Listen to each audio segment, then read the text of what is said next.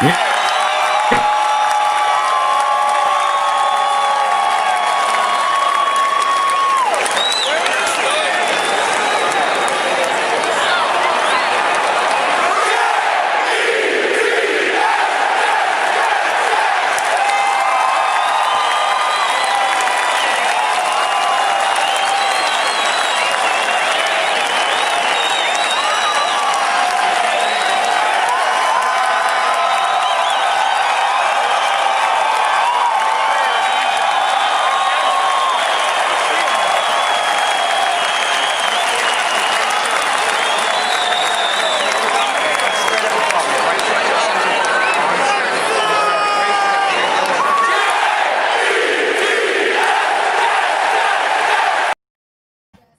Jet Nation, GreenBean here, coming to you from Miami, Florida. I'm at the place where the team came from that we're playing today, and here's the good news about that. I might not be on a delay today. Wouldn't that be something? Wouldn't that be the shit? So let's do this. Here's the question of the day. I'd love to hear what you guys think. Let me know if you can't chat. I think the chat comments are on. I just went and adjusted it. Hello, let's see. No, it's not on. Hold on, guys. I'm going to fix this shit. Enable live chat. Enable replay. Let's see what we got here. It's not made for kids. And that should be good. Let's see. Here we are. Dark's here. We got John Holton. We got MC. The crew, the band is back together. I'm in Miami, everybody. I got the door open. The dogs are running around. There are palm trees. I was wave running this morning. I came home just to hang with you, just to watch this game. So let me see what you guys think. The question's on the screen. Is Sam Darnold going to come out with a fury and let everybody know what it would have been like if he had his actual receiving core intact?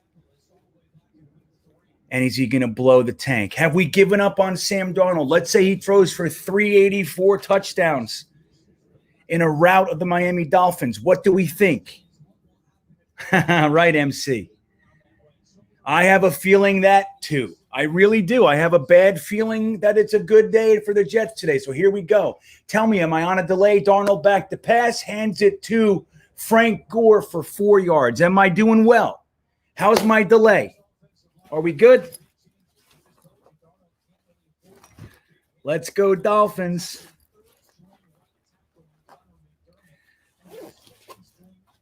What do we think? Jets ball first. So am I ahead of you guys? This will be friggin' nuts. Can I tell you what's happening and below the game for you guys? What's up, Greg Tarr? I see you, buddy. I see Thor. I see everybody. I'm ahead of you this week. This is crazy. Darnold back to pass. Lots of time. Oh, my God. He connects with Crowder for maybe a 12-yard gain and a first down. What do you guys think of that? This is nuts. I'm ahead of you. It took till game 11 with a bye for me to actually catch up to you guys. Man, that was a nice pass, nice route, nice protection, guys. That's what's going to go on. Don't worry, I won't blow it all for you guys. Oh, face mask. I saw a face mask. No flag. Where's the face mask call?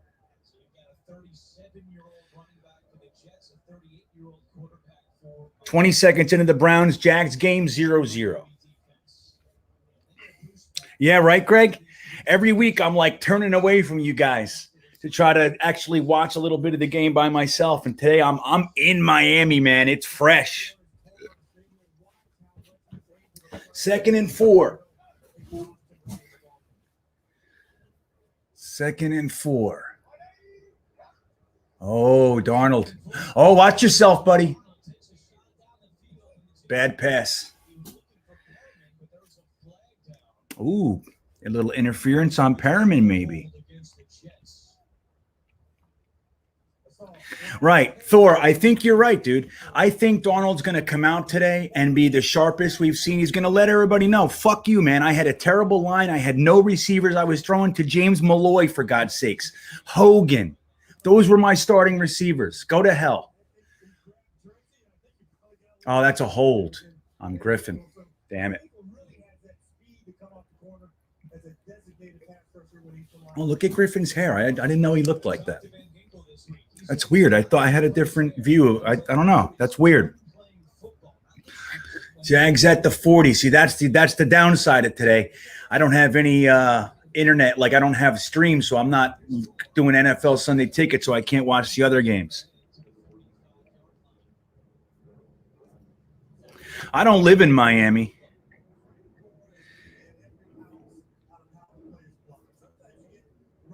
Right. MC, that's a good point, man. If Sam actually wants to stay here, but I think he kind of knows what the Jets' plans are, and he can screw them and still want to leave. You know what I mean? But I hear you. It's a good point. If Sam wants to stay here, he needs to win. If he doesn't want to win, he should be in on the tank and throw turds all over the place. I'm telling you, he already looks good. He doesn't look flustered or anything. The line's doing well. Bomb. Oh, my God. I don't even want to blow it for you guys. Who saw that already? That's right. Trevor is coming out. Just like us in here, we talked about that over and over. We knew Trevor was coming out. Look at Sam Darnold, everybody. Dark Demonic, wait till you see it, bud. Let me know when you see it. MC, let me know when you see it.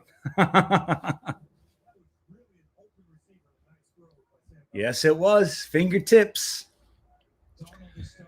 He did. That was a nice, beautiful pass. Perfect. Right on his fingertips. And he gets a yard.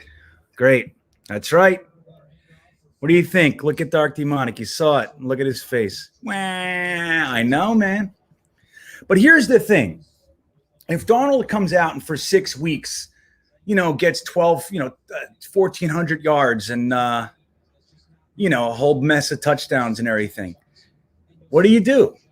Do you and you still get the first pick? Maybe you can trade it back and everything. I don't think you pass on Trevor Lawrence no matter how you slice it.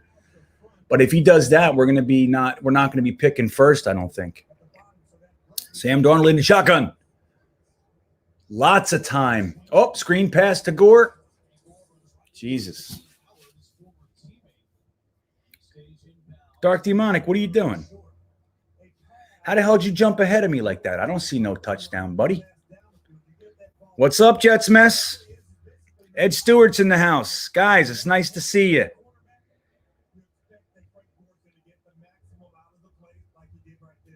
Yeah, of course, Ed. I love to. And look, I talk to everybody that responds, but there's a certain group of guys that kind of jumped on. Holton, Ed Stewart, a few other guys, all you guys jumped on early. So when I see you guys reply, it's almost like I wait for you to reply. Darnold, big sack.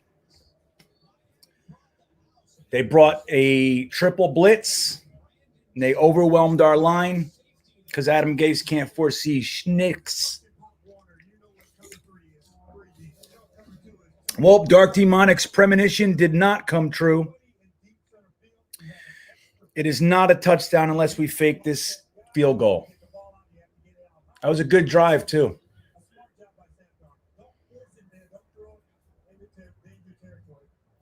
Here comes Sergio Castillo. And it's good. That's good. This is good news. Sam looked good. Only get 3. Let's see Fitz Magic come out here and light up the defense. Except we want to see Quinnen look good. We want to see Bryce Hall look good. I would take a little Lamar Jackson looking good. Ashton Davis, right? I'd love to see some Zuniga and Huff. Just send them with their ears pinned back, man. Let's go. Let's see what these guys got. You agree?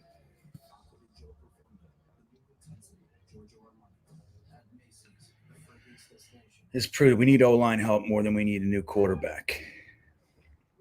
Well, I think that's definitely the truth. I think Joe Douglas did a great job rebuilding the O-line, let's not forget we had 5 new starters. One of them is a rookie. One of them had almost no starts. He had like 5 starts in George Fant.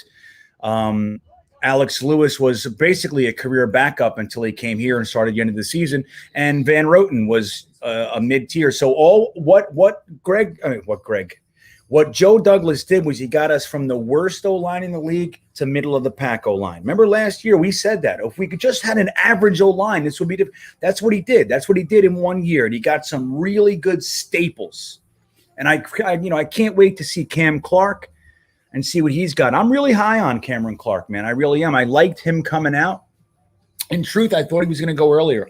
I thought he was one of the third-round offensive linemen. And all the guys that I thought were third rounds made it. Even Tyler Biadasz, man, all those guys, they made it later than I thought they were going to. But, yeah, what's up, Stephen Dean? Everybody, just so you know, Stephen Dean just refound each other. It's been crazy. He's a Jets fan. I'm a Jets fan. We went to high school together years ago. We saw each other on Instagram, and I'm like, hey, man, are you Steve Dean? Steve Dean? He didn't recognize my ass. I didn't have a big white beard in high school. Bryce Hall will have 8 tackles, 2 pass defense, and 1 interception. Dude, I love it. That's great. That would be a great stat line, wouldn't it? I'm telling you, did you guys do any all 22 or watch any of the evaluations on Bryce Hall, dude? Let me tell you something. He got picked on, and still he did a better job on Keenan Allen than most do, and he had a very good game. He had his mistakes, but he had a very solid game. He had a vet game. Better than most cornerbacks that we've had here the last few years, without question. Here we go. So, look, Dark Demonic's reaching out, everybody. He needs a support group. This is what we're doing here. This is our Jets therapy session. So we got a friend in need. He's not going to make it. He's carrying around nitroglycerin tablets.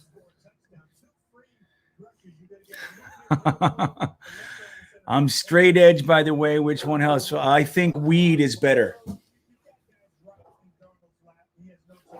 Holy shit. Hold on a second, guys.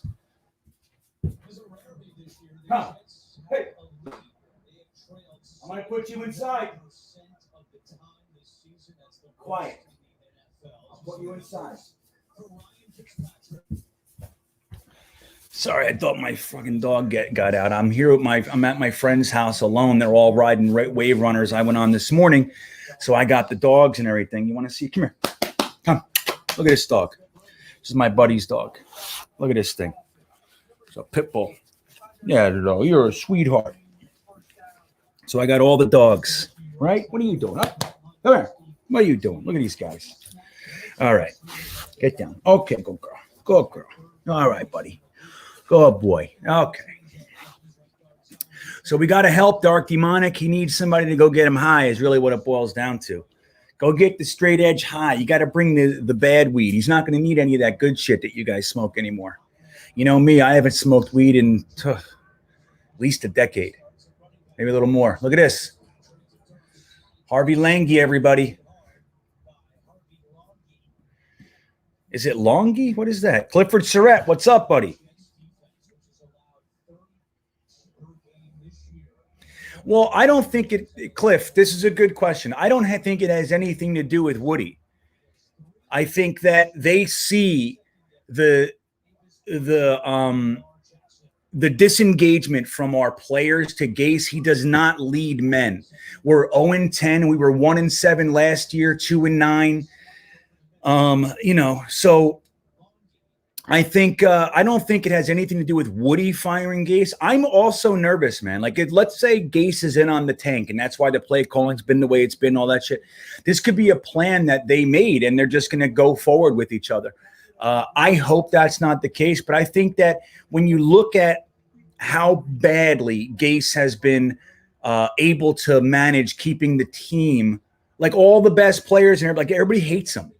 So I just think that they're going to be smart. They know the deal. They see the way it's going. This is not the guy that's going to take over the AFC East. I think that they are just going to fire him. It's going to be Chris Johnson, Woody Johnson, Joe Douglas. They're just going to sit him down and say, hey, man, it's time to go.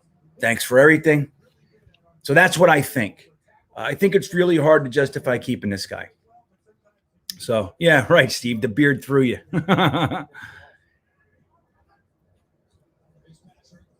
Let's say, take that. Who was that? Quinnen Williams? Yep, Quinnen Williams with a very nice run stuff. Yeah, you like those dogs, right? Browns punting on the Jags. Good, Dark. Keep us looped in on the Jags game. Remember, we are all rooting for the Jags. Jags and Texans all week. All day, I mean, every week. That's what I meant to say. All right, here we go. Fitzy back to pass. Who's that? On Arthur Mollett. That's the guy they got to pick on. Hold on, guys. I got to get these fucking dogs. Hold on a second. I apologize. Don't go anywhere. Yalvar, come.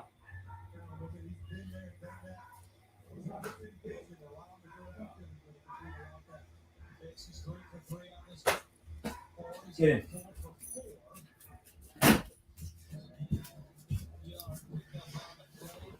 All right.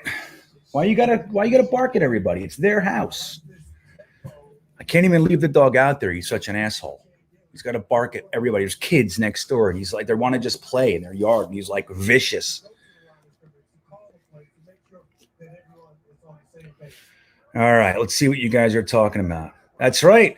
The Lions did clean house, but you know what that means? That means, there you go. Who was that? That was Marcus May with a nice pass breakup. The thing is that puts the Lions right square in the middle of looking for a coach. Oh, shit, I'm still wearing sunglasses. Sorry, guys. Sorry. That puts the Lions right in the middle of the coaching search. So I don't really like that. And they're looking for a new GM, so they might get some sort of package, a guy, that's one of the top guys can, be in cahoots with somebody else kind of a thing. Yeah, dude, you got it, Cliff. Oh, Thor, you're watching the Giants in Maryland? You can stream it, go to Crack Streams. You just got to be careful clicking on shit in there. But there's lots of little things. You just don't click on it. You stay on the game. But crackstreams.com, you'll get the game. You'll be able to get it. I've done that. Last resort, I've done that a few times. Right. John Holton, this is a good point. So this is the thing. And Cliff, this is a good point for you too. That there have been numerous leaks of the Jets actually inquiring as to the availability of coaches. So that really speaks volumes. I mean, they could just say it's due diligence and everything, but I think Joe Douglas is not an idiot, man. I know some people have issues. This week, the big thing was James Morgan. I'm sure you guys saw my video and everything. Again, I hated that fucking pick. I also hated that he traded our last 6 for Quincy Wilson. I get why he needed a vet cornerback, somebody with some experience. I get it, but I still would have rather seen him take Donovan Peoples-Jones, Kenny Willekes, any of those guys. I really would have liked it. But that said, Joe Douglas knows what he's doing, man. He's not some accountant, John Idzik, Mike Tannenbaum, some guy who was about to be fired. He was a sought-after name. Don't forget, the year before, the Eagles refused to allow him to interview for a GM job with, I believe it was the Saints. People wanted him. And that year coming, if we waited till, the end of the year, we would have been in competition with everybody. But we were able to talk to him alone and get him. So, but the thing is, Joe Douglas knows what he's doing. The people he brought on, Phil Savage, this is a guy, he was a GM for the Cleveland Browns. He was a very well sought after personnel guy before that. He's run the Senior Bowl for the past 10 years. These guys know what they're doing. Chad Alexander is going to be a GM, by the way, in the next coming years. And you heard about what the NFL is doing. If someone hires a minority coach or GM from your organization, you get 2 third-round picks because that means that you're grooming minority candidates. Chad Alexander is absolutely going to be one of those guys. He's going to be a GM soon, and we're going to get 2 third-round picks. This is the stuff Joe Douglas is doing behind the scenes. All right, so Joe Douglas knows that Adam Gase is fucking dog shit. He knows that. He's not stupid. The guy didn't even hire a quarterback coach and he's supposed to be developing this Sam Darnold kid. He's not doing it. Okay, he can't do it, and he knows this. Joe Douglas is allowing him to cook his own goose, and he's just going to move on. Fitzpatrick. Oh, look at Bryce Hall. Oh, that was Marcus May again. Nice coverage. Nice coverage. So this is what I think. I agree with John Holton here.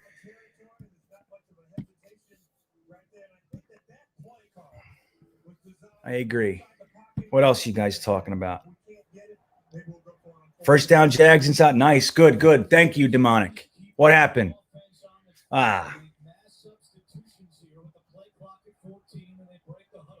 Is that right, Ed? So it's Henry Ford. What is it? It's the daughter running the Lions. Good, Thor. It's important that you tell us these types of things. Was late getting off the field. He was in the huddle and ran off, but now it's 4th and 7. Jags up 3-0. I'll take it. How's Glennon looking? So Glennon, that pass he threw to the end zone was nice, and the receiver choked. Demonic.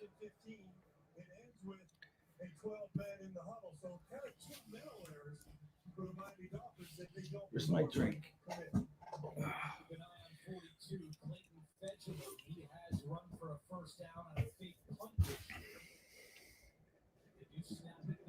Oh, the Dolphins are punting, everybody. Berrios calls for a fair catch at the 8-yard line.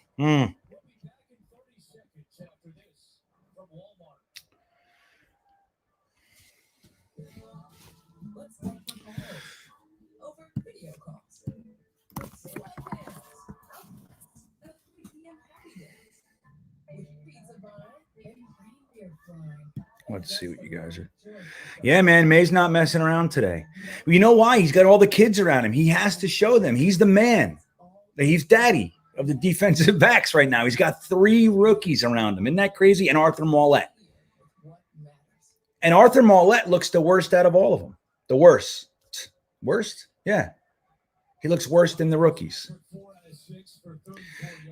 What do I think, Thor? What do I think about Pat Fitzgerald? I don't know much about him. I'll be really honest.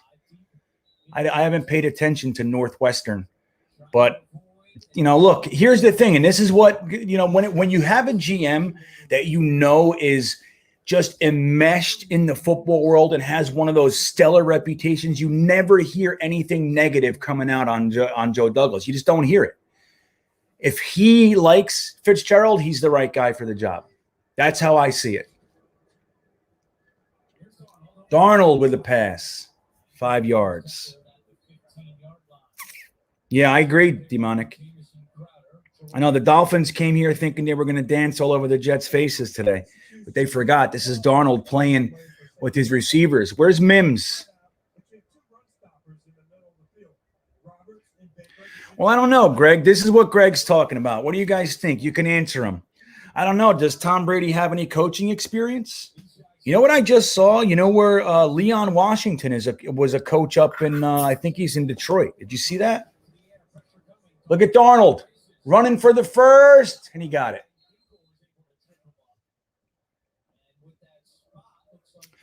I'll tell you what, MC. I would offer May 6 per for 4. He's going to want 10 or 8, 9, and I would settle on 7, 5, or 8 for him. That's what I think. That's what I think. Now, granted, that's not my strong suit. I don't really, I don't necessarily, it's just not the mathematical side of this is not my area. I don't have an area of fucking expertise except bullshitting. But so let's be real. So I don't want to say it's my expertise, but the area that I'm weakest in is like contract numbers. But I think that would be pretty good. What do you think? Yeah, dude. Remember Leon Washington? Remember when he got hurt? That was 2009. Remember, he was a vicious blocker too on running, like on other plays and stuff. He would crush people when he wasn't getting the ball. He was such a good player. He was a 4th round pick, as was Brad Smith. That was a great draft. Those were great drafts, man. That was all Mangini, I believe. That might have been a Rex draft.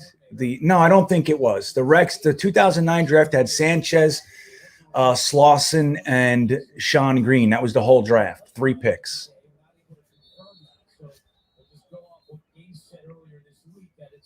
Right. So that's right. We're all thinking kind of $8 million for May. May is showing good, but I'm not giving him 10. Right. I think 10 is too much for May. But at some point, you got to keep these guys.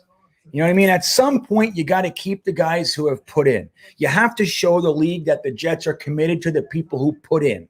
You know what I mean? Like Jamal Adams, as great as he was for us, and he's a good ball player, right? We're not going to take that from him. But he's not the guy he thinks he is. Like when you look at Jamal Adams' contribution to the game, he had 6.5 sacks last year. 5 of them came in 2 games. Look at this. Nope. Terrible pass, Sam.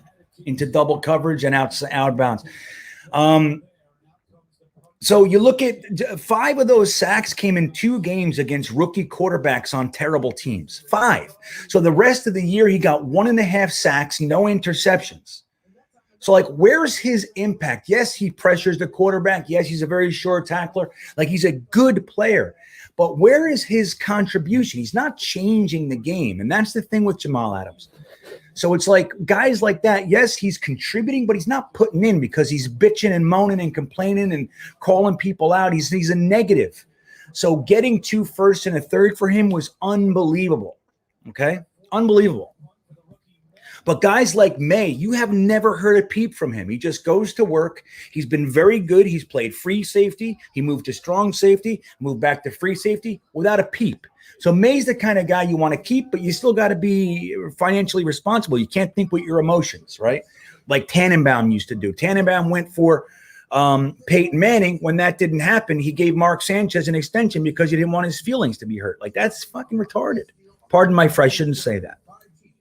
But that's a dumb move. 1st and goal, Browns. Damn it. 1st and 10 at the 11. Gotcha.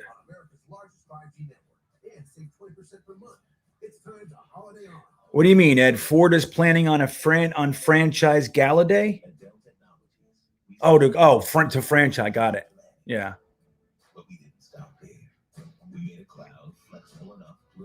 Yeah, you know what? I don't see Poole staying around. I don't know what it is.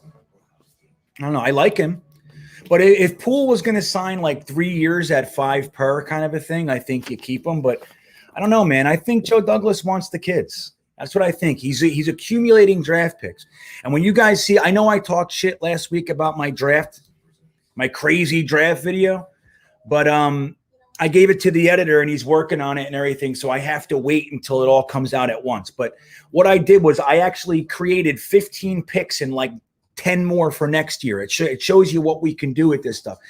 And if you're doing that, you can get rid of all these old ass guys and just create a young core and then just place veterans in there like a Marcus May, like at that point, Quinnen Williams, you know, who else? You know, George Fant, even Connor McGovern, who I think this year is an anomaly. Top 10 center, man. You know, he's having a rough year. But, you know. Why can't I find my own wife? Watching the CBS Sunday night movie is like hanging out with an old friend. So I like it. I think, you know, if you guys see what I did in my draft and you see like Joe Douglas is kind of doing the same thing.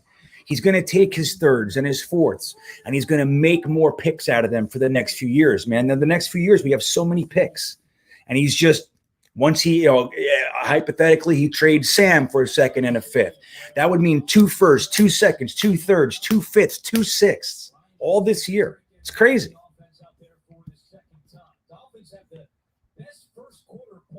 Browns touchdown. Ugh. So 7-3 Browns, Jags. That's what we're looking at. That sucks. I don't like it. I don't like that. We need to send positive vibes to the universe, man. The Jags need to win. For Mike Glennon. The guy's been bouncing around the league for years and years and years. Everybody believed in him. He was supposed to be a franchise quarterback. Let him win a damn game for us. Come on, Mike Glennon.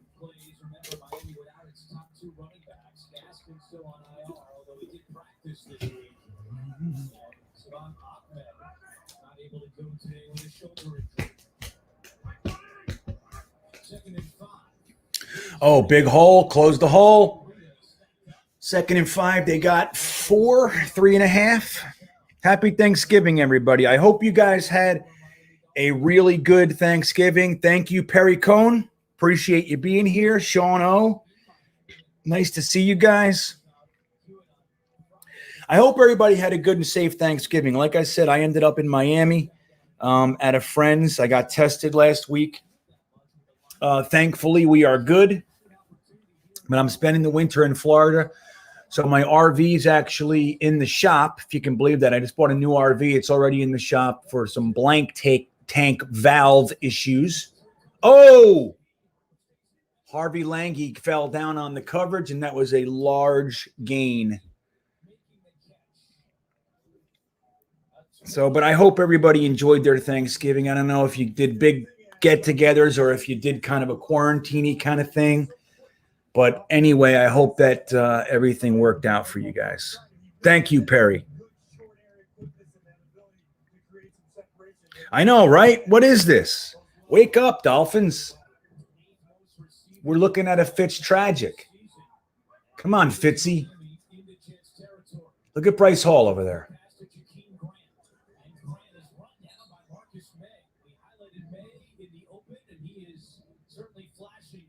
Yeah, dude. Marcus May's having a decent game so far.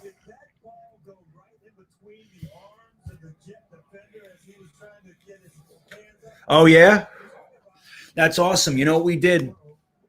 We smoked a brisket for 14 hours. It was, dude, it was so amazing. Just on one of those new electric pellet grills, 14 hours it smoked. It was fucking unbelievable, guys. It was so good.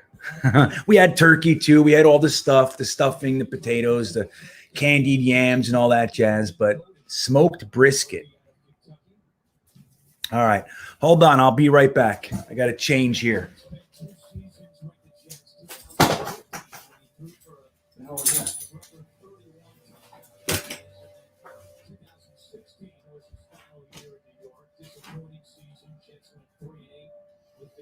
Want to go outside?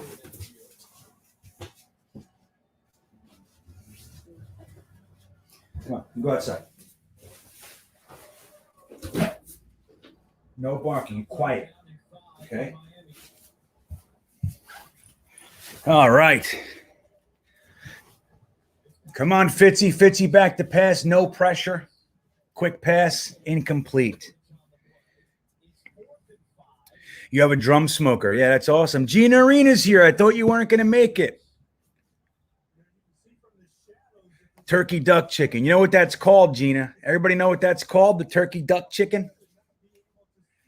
What's it called, everybody? It's called a turducken. And it is good. Wasn't that good, Gene? Yeah, oh. Couldn't smoke the turkey? That sucks, Greg. That sucks. First, the field goal good for the Miami Dolphins. They take a 3-3 tie approach to this game. Let's see. What's Demonic saying? For the strength of schedule impact for the Jets, the Cards, Chargers, Falcons, Bucks, Vikings, Titans, Saints, Eagles, and Bengals all need to win. If that happens, there you go, Thor. If that happens, we're in. And then we can lose one. That's a lot to have happen, though, isn't it? That's a lot to have happen.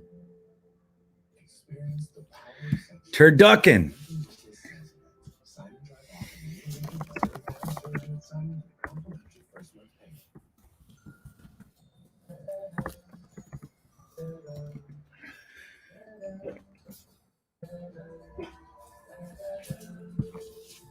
Yeah, you see, that's the thing. Remember when Madden used to do it? Dalinar, come. Remember when Madden used to do the Thanksgiving game? They would always have that turducken with the the 6 legs coming out. I never knew what that was. I couldn't believe what that was when I was a kid. I'd watch and go, what the hell is that? But that's a turkey wrapped around a duck wrapped around a chicken. They stuff them all together, and then they like lace it. They put like different types of stuffings, cornbread stuffing in between each layer and everything. It's quite the something. Jags are threatening to score a touchdown. This is big. So was that Baker Mayfield threw a pick? Is that what you're saying?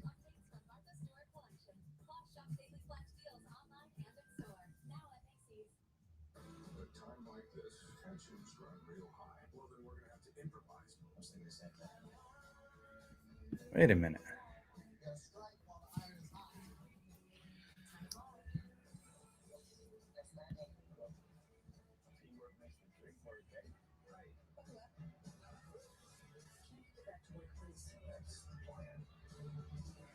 Yeah, I just got kicked off Facebook. You guys know, is that because I talked about a turducken? You think that's what it was? All right, keep us posted. Second and long. Fitz is playing so shitty. I know, man, right, Tom Langley? It's good to see you, first of all. But this is crazy. Maybe it's because our cornerbacks are that good. What do you think? Is that what's going on? Is Bryce Hall, Lamar Jackson, Arthur Mollett, Ashton Davis, are they so good? Marcus May, that Fitzy has nowhere to go with the ball? What do you think?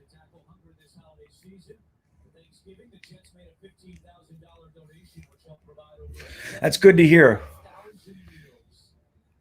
I'm really happy to hear that the Jags have an established running game, because that's going to help Glennon. Glennon doesn't do too well when he has a lot of pressure. He just crumbles and he sucks. Let's go. That was terrible. So we got to the 26-yard line on the kick return.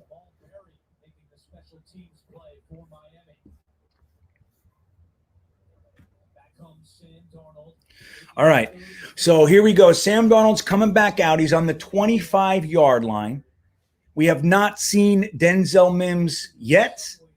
We've seen Perryman targeted a few times, one big play. We've seen Crowder hit a couple of times, a couple screens, one to Gore. I don't remember the other one. Is Mims? There's Mims. He's out there. At least I think that's him. I'm pretty sure. Yeah, that's Mims. Come on, look that way. He's throwing it to Mims. Over the middle, saw it. Good catch, and there's Mims. So we asked and we received. We mentioned that Denzel Mims has not been in the game yet. I watched him that whole route. Very nice route. Lost the cornerback, got in the front of him. Yep, and there he is. Boom. Nice height. Oh, I love Denzel Mims, man. You guys watch his technique? He's not the crispest. Oh, and he's hurt. Are you fucking kidding me? God damn it. That's the worst. Mims is hurt, everybody. Yep. And I got to say, I'll just finish that comment. I love Denzel Mims. The way that he catches, he uses his body so well, and he catches away from his body. Like I teach 9-year-olds. Like my son, you watch my son catch. I've been drilling it into him since he's 2 years old. Don't bucket catch it unless you have to, if the ball's high or something like that. But you got to catch with your hands. This is the position, right? If it's over your chest, this way. Under, you do, then you grab like this. Mims does that. He's all his catches. Very rarely, it's very specific circumstances, he allows the ball to come to his body. He's so great. I can't believe he's hurt. I hope it's friggin' toe. If it's his hamstring, it's going to be a thing. Look, here's what Jetsmith says. It's not that Mims is always hurt. He made it through college with one injury, and it was his wrist. So we haven't seen a consistent injury. It's not the same thing. Even the hamstrings, it was one hamstring. He came back from that, and then the other hamstring. So he's not injury prone. You know what I mean? It's just all of a sudden. And look, I think there's something to be said for the fact that the Jets get more soft tissue injuries than any other team. I mean, this year's been a little bit crazy, right? We've seen some severe injuries around the league. Like you look at the Niners and such, but the Jets get all these hamstrings, calves, and high ankles. It's like it's all this seems to be the Jets and not necessarily the player. Let's see what happened to him.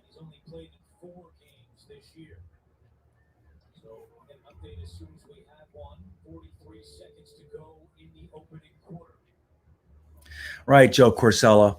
I agree. I mean, it's just weird because he is a tough kid. You know, when he had that broken, it wasn't his, maybe it was his hand or wrist, I forget, in college.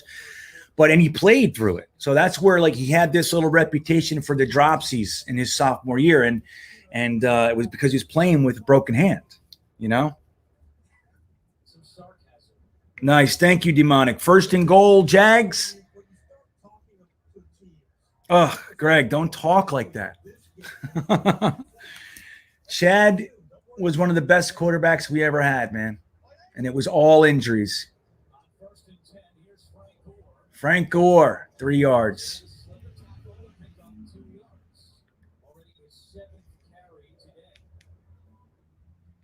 Right, hand. Yeah, I couldn't remember if it was his wrist. For some reason, I was feeling like it was his wrist. Oh, come on, man. What's this? So I'm watching the game on antenna. We got rabbit ears hanging in the digital rabbit ears. This is great. Except for right now, it's doing the thing. All right. Oh, what happened? We let the first quarter run out. So that's the first quarter. It is tied at 3. We have a dynamic offensive game going on right now. This is great.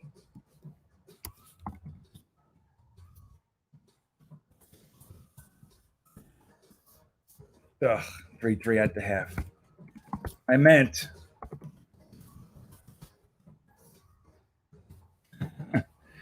3-3 end of the first. What do you guys think? That Mims thing is the only thing that I really even care about. Nothing else really made an impact. The deep pass to Perryman was beautiful. That looked like Sam was going to come out and really, put on a show. Since then, he's had a couple nice throws, couple to Crowder. That last one to Mims was nice. He looked left, came back to the right, which I knew he was gonna. Mims made that little post route. He hit him. Very nice pass, right where he needed it to be.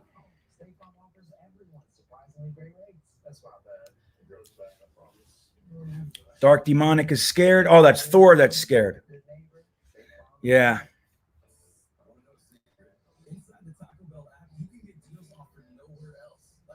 Oh, is that what it is? So look, everybody, Cliff Surratt says it looked like the defender's knee jammed into Mims's calf. So that's a bruise. That shit happens to me all the time. You get up and you walk it off. These guys. It's funny, man. Like, because back when I was a kid getting into football, they really promoted like toughness. Like you don't go off the field unless you have to get off the field. Now they're literally taught. You have any injury, anything hurts, sit down. Go to a knee. So, all right, guys, I'm going to bring in a friend. We'll spend 5 minutes or so with him. Your friend, my friend, the very, very funny comedian from New Jersey himself, Mr. Joe Conti. Hey, Joe, how you doing? I can't really hear you, dude. You sound like I'm going to try to re-enter again because it doesn't sound right. How about now? No, you sound like a lizard. It's very strange. I'm gonna come out and come right back in. All right, you get out of here. You do that. So let me ask you guys: am I sounding like a lizard to you? Is my sound off? Usually, my sound's on, and my vision is pixelated. My picture. Do I sound okay? Let me know. Here he comes. Joe Conti coming back in. I'm good. I sound good? Yes. Well, let me say this to you. You sound good, you fucking beautiful bastard. You look even better, my friend. Thank you. Thank you. So what do you think, man? I got to say, I thought Sam Darnold was going to come out and light it up with that first pass to Perryman and everything. What do you think is going on here? He looks, look, I've always liked Sam, and if it was anybody else in that first spot in the draft, I would say, let's just keep him and build around him, obviously. But he's not going to be here next year. But I want to see him. I'm rooting for him. I want to see him do well. I would like to see the Jets lose 40-37. Yeah, right. I would like. Oh, that pass is incomplete. Right. So. Like some sort of fun game. Darnold looks really good, but we still lose and keep the tank alive. 5 more games left after this one, right? Yeah, I think it's 5 more. You know, to sit there and watch Mims and watch Becton and you know watch some of these other young players and say, all right, cool. This is you know this is what you want to see. Right. Because what's the difference if they go 3-13 or they go? Uh, Look, I think the only thing the Jets don't want to do is they don't want to be 0-16 because it's you know it'll be the third time in history. It'll be historic and not a good historic. You know. Well, you know what's funny? I think it's only you know, in truth, we're probably one of the worst franchises in the NFL, right? And I mean, like obviously the Detroit Lions are worse, the Cleveland Browns, but we're worse in an embarrassingly painful way. Nobody else has butt fumbles and all these other kinds of things, fake spikes. Like, so we have this very special place in the NFL where we're kind of like a whipping boy. Don't you think it's our right to have the worst team in NFL history, like the worst point differential, 0-16. Nobody's down here with us. We own it. Don't you think we deserve that? You know what it is, bro? We have the problem with the Jets being to try to be very good is that we've been mediocre for 50 years. Right. I mean, we had one season where we went 1-15, and we all know what happened after that. We got Parcells. They went to the AFC Championship game, and if Parcells would have stayed, who knows what would have happened, you know, if he would have stayed more than 2 years. But it's like once in a while we'll go 4-12, and then we get 2 or 3 big free agents, and then we go 7-9 or 8 or 8. We need this. We need a complete breakdown and start it from ground zero and build it up and try to make something. And I think this is the way to do it. And I really like what Joe Douglas has done. You know, minus the Robbie Anderson thing. Right. I think you're nailing it. And somebody in the chat just commented very similar to what you're saying. He says, it's the perfect year to do this too. COVID, no fans. If we get, you know, we might be able to get Lawrence. It's like, why not this year? And you're so right. We've been hovering around mediocrity. You know, we've sucked. You know, we've had our sucky years. 3-13, 6-10. What's the difference, man? You suck. The only difference is you don't get those top 3, top 5 draft pick blue chip guys. So you end up, you know, just hovering around there. You buy some old and tired free agents to sell tickets, and it's like it's just bullshit. This is the way to do it. Tear it down, push reset, hard reset, get rid of everybody. Just clean house. I think it's the way to do it, man. You know, I like what I'm seeing. I do too. I mean, when was the last time we saw this? And you could see it, how they're peeling everything back, and they really are doing, like you said, a reset, and not like accidental, like they got the wrong look. They definitely got the wrong coach, but with Kotite, it was like, oh, we got the right guy, and they just couldn't do it. But they didn't have the right guy, obviously. But with this, it's like, yeah, you could see it. I mean, obviously, Gase is not the right guy, but it's like, they're not trying to help Gase, which is what you shouldn't do. You shouldn't try to help a guy who's not a good coach. Right.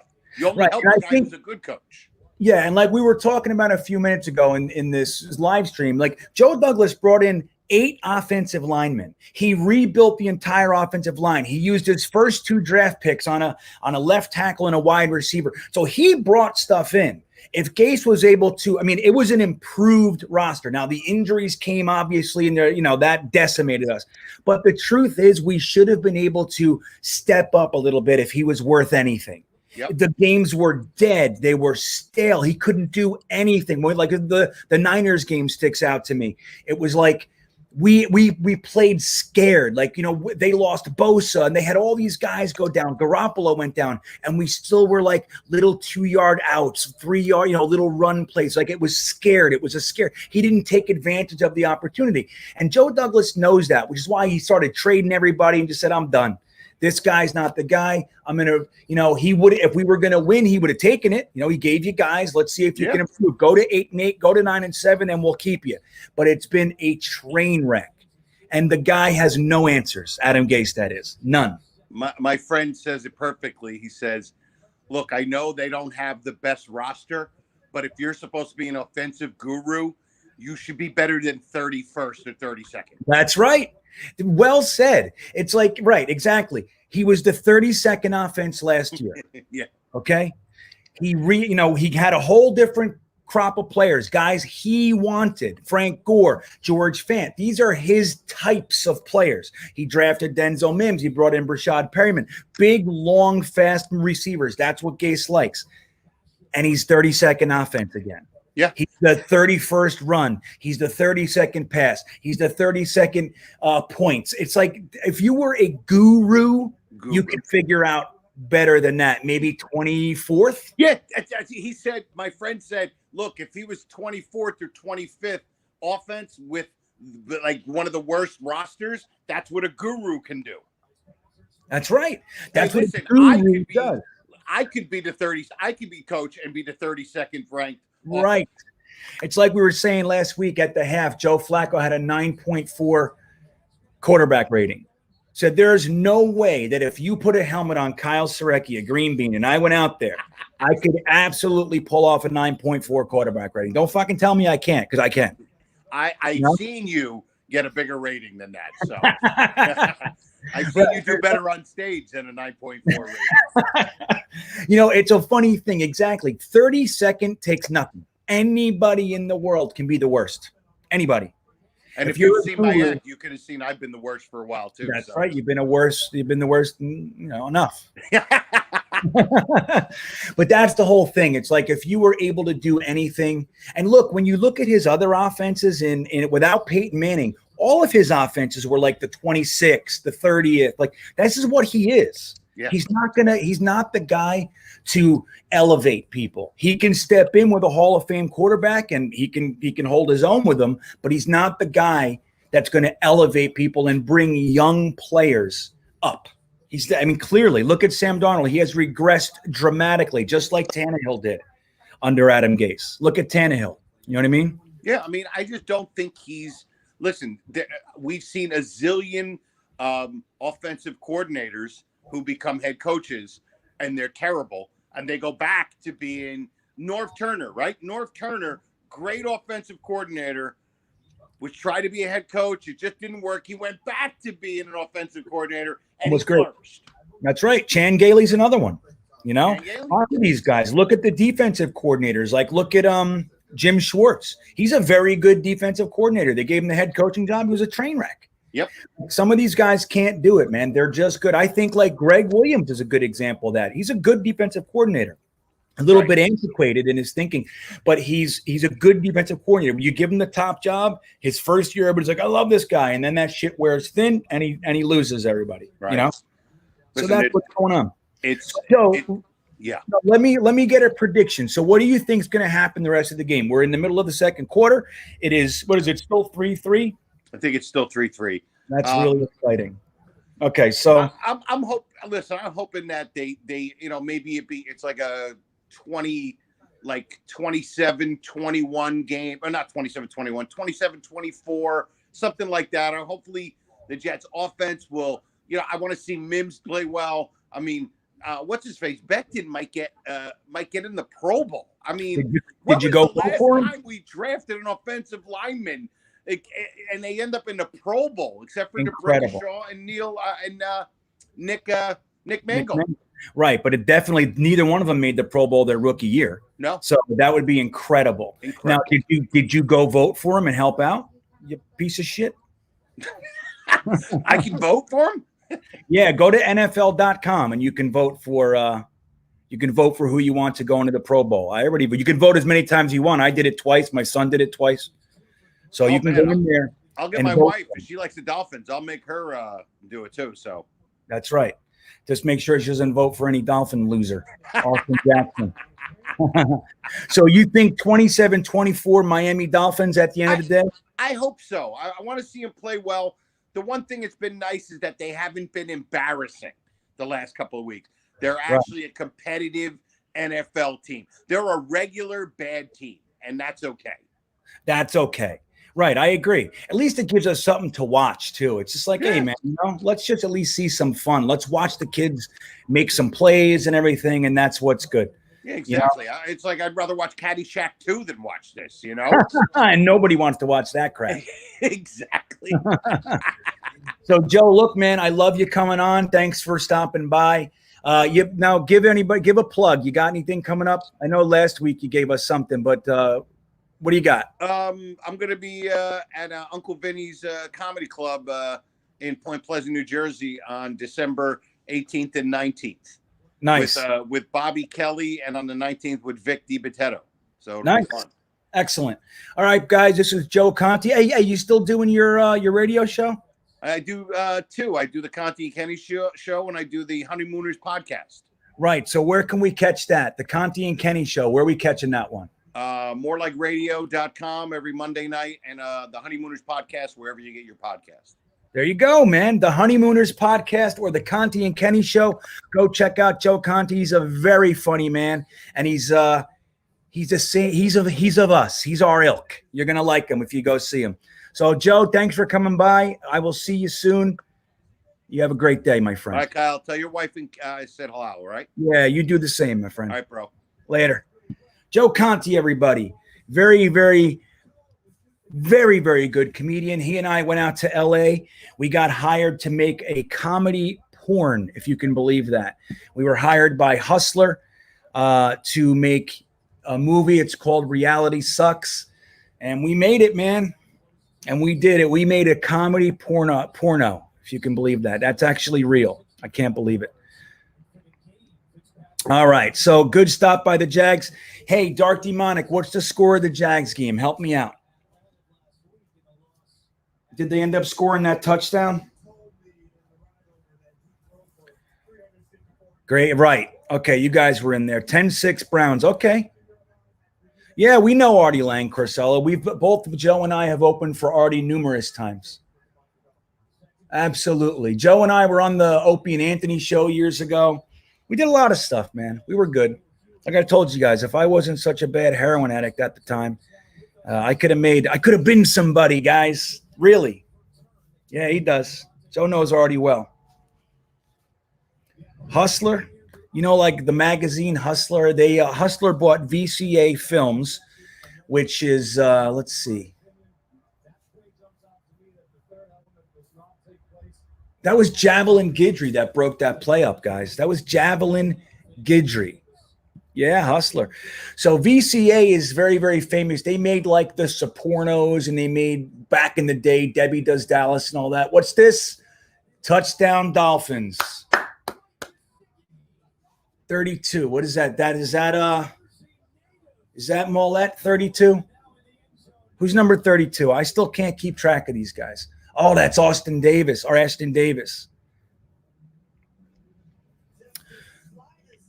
Yeah, exactly. Could have been a contender. I don't know. I still like Howard. I don't listen as much as I used to, but I still like him. He's just older. You know, what are you going to do? Now he's an interviewer now, only, pretty much anyway. So it's going to be 10-3 Dolphins. Let's see what Sam Darnold can do.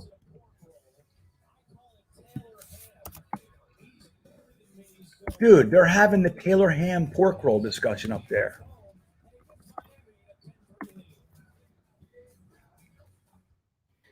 So what do you guys think? I think we did this already. Is it pork roll or Taylor ham? What do you think?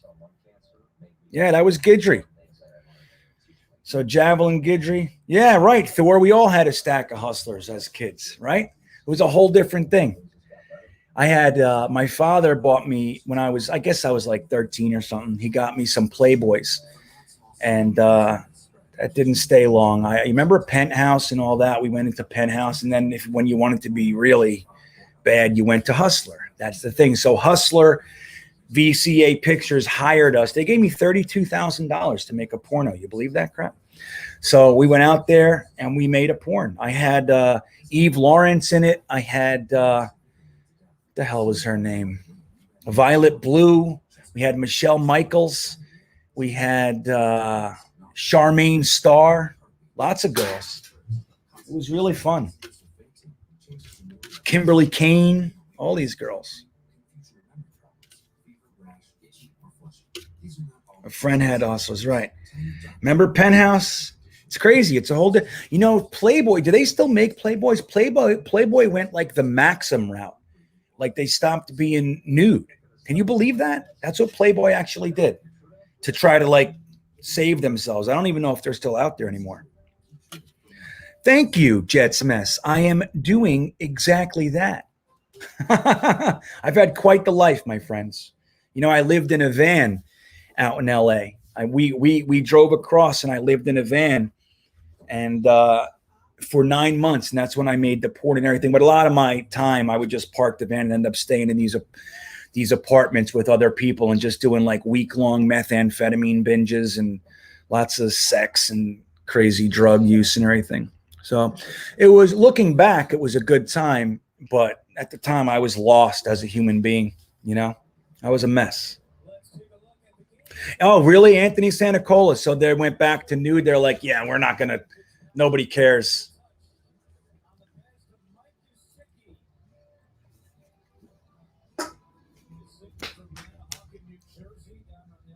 Nice. I'm actually happy to hear that. Playboy's still going, everybody. Like, I haven't purchased or even looked at a Playboy. I don't even know, man. A decade at minimum, right? But it's nice to know they're still out there. I'm rooting for them. Long live Hef. The Playboy Mansion. When I was younger, I had dreams. Like when I was out in LA as a comedian and everything, I did well for a long time. So I had a legitimate shot.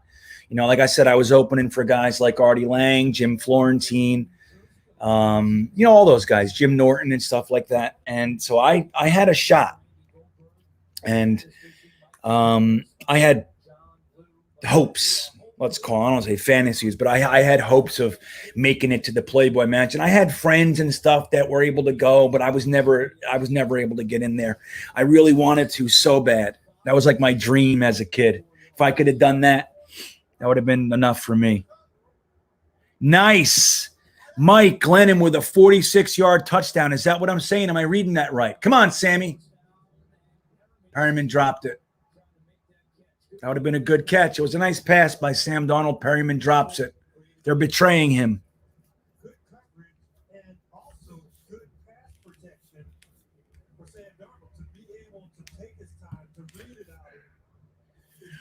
Mike Glennon with the 46-yard touchdown pass. So I don't know why we got kicked off Facebook. I'm not really sure why. I gotta let Jet Nation know about that.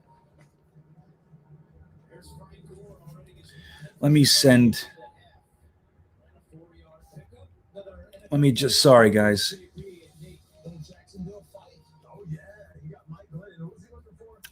Let me see it. Colin Johnson. Look at that pass. That was beautiful. 13-10 Jags.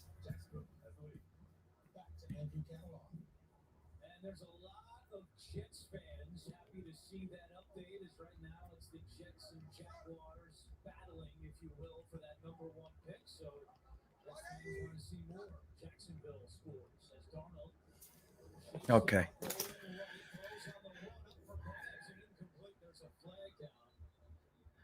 So what'd you say, Thor? Let's see here. March last print, all digital. Oh, really? Anthony Santacola says Playboy's all digital now.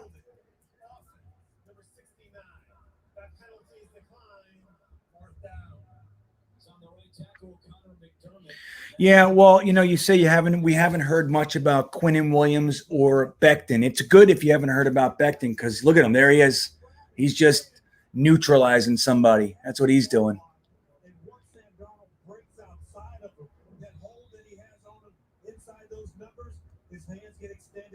How's that? McDermott's playing for Fant. Where's he Doga? Is he hurt too? I think he was hurt too, right? I'd like to hear Quinnen Williams' name. He's had a couple run stops, which is nice, but nothing dynamic.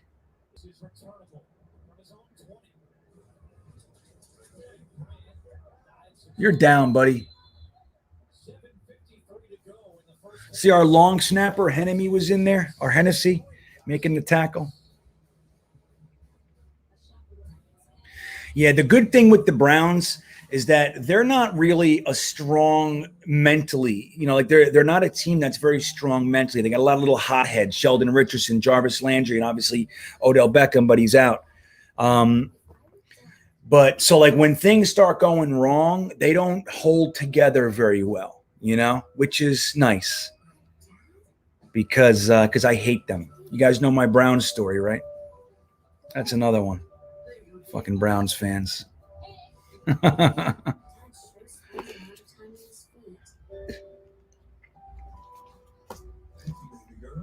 Yes, we do.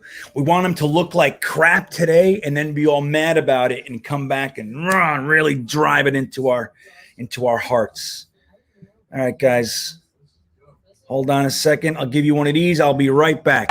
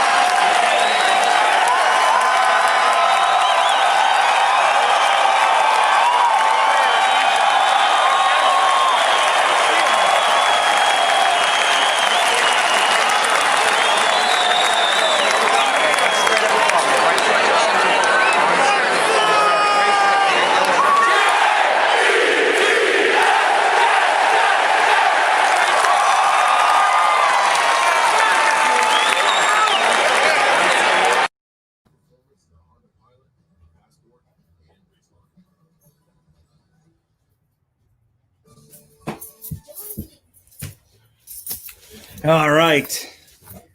I have dog duty. No, I didn't mean that to be a pun, but I'm responsible for the dogs, so I got to make sure they're okay and they're laying in the sun. So the Miami Heat is something. All right. Jags win. Clinches number. Well, it doesn't clinch it. It just keeps us there this week. That's it. It keeps us there that until we win, we got it. Like right now, we have it. If everything just stays the way it is, it's good. But it really gives us a cushion. If the Jags win and we lose, that is a nice cushion. That's 2 games. So then we can get all the way. Look at this. So think about this. If the Jags win 1, like today, for example, and we lose, that's 0-11. We can get to the last. We could actually theoretically, depending on strength of schedule, win 2 games and still be okay. So if we get to week 14, game 14 for us, it would be week 15. But so if we get to week 15 and it's the same, the Jags have 2 wins and we have none, we're fine. That's when you know. Then you can play James Morgan. Oh, look at this guy. That's right. Not even Harvey Lange could catch him. What kind of dogs? Well, Cliff, like I said, I'm at a friend's house in Miami. So this is my dog right here. You see him? Where is he? That's my dog. His name is Dalinar Colin. If anybody knows what that means, let me know. Dalinar Colin. That's my guy right there. And then I'm watching until my friend gets back. His 2 dogs. He has an American Bulldog and a little, I forget what it is, little tiny dog, like a mutt. Some sort of Schnauzer, I don't know. But yeah. Yes, it does. The Jags win gives us a 2-game breather, really, especially if the strength of schedule stuff keeps going the way that we want it. We're close with the strength of schedule.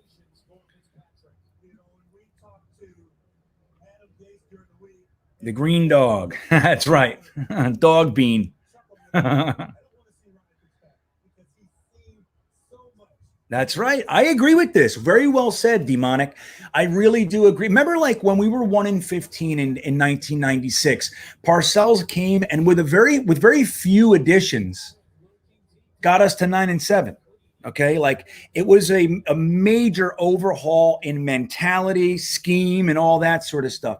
So, granted, he did bring on some players, but it wasn't like this. There was in large part the same team. And we went from 1-15 to 9-7 in a 1-year flip. That's what I'm thinking about here. Granted, we've had injuries. We're no Super Bowl team, right? We know that. But this is not an 0-16 team. You look at guys like Connor McGovern. You look at guys, whoever.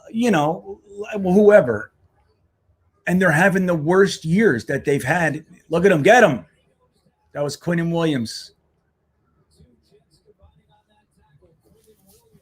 I don't know if that counts as a sack, though.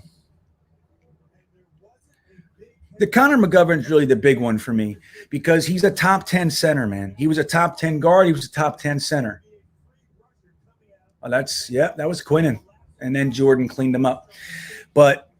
And you look at him and he's settling down now. He's playing much better now, but dude, he's having the worst year of his career. This is the Adam Gase effect. This is exactly what we see when, look at Ryan Tannehill, Kenyon Drake, all these guys, Jarvis Landry, like when they go to another team, they play better. Or even the guys like Devontae Parker who stayed in Miami. He was looking like he was on his way out, like his career was over. And then Gase is gone and he's all of a sudden a great receiver again.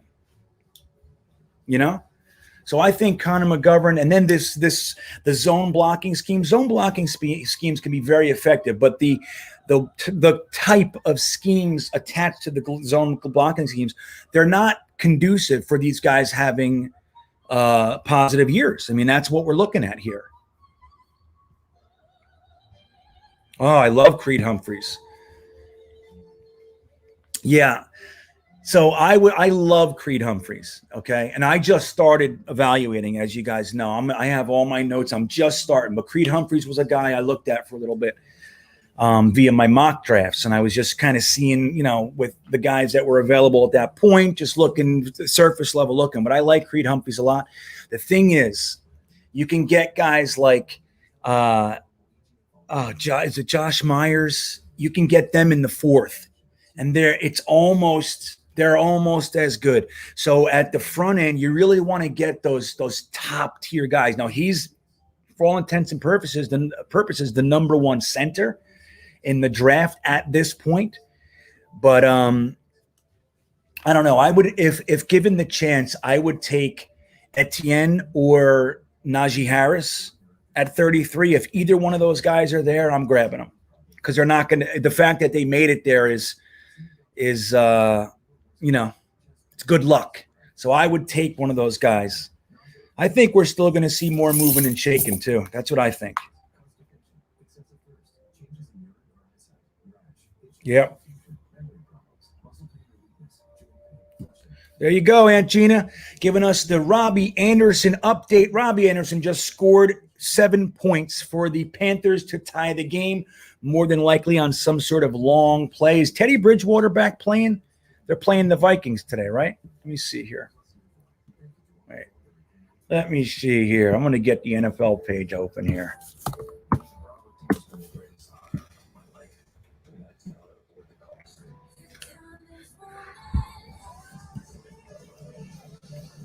So let's see the score. All right, so we got Arizona's beaten New England 10-7.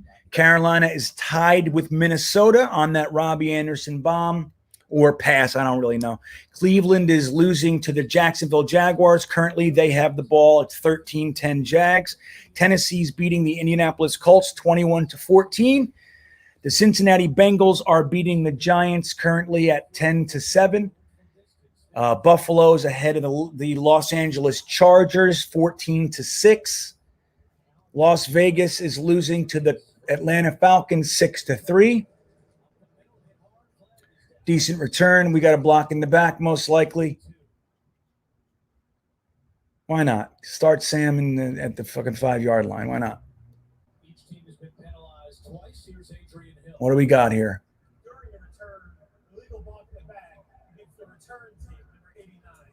Number 89. There you go, Herndon. Who says Herndon doesn't have an impact? Huh? This is one of those penalties that it doesn't make sense to me. Right? How can these guys still be blocking in the back? Yeah, this was the game, everybody. Who was alive during this game? I remember watching this one. 51-49 or 45.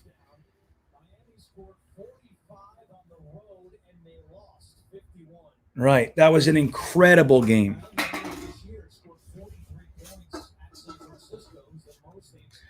Come on, Jags. Big defensive stand.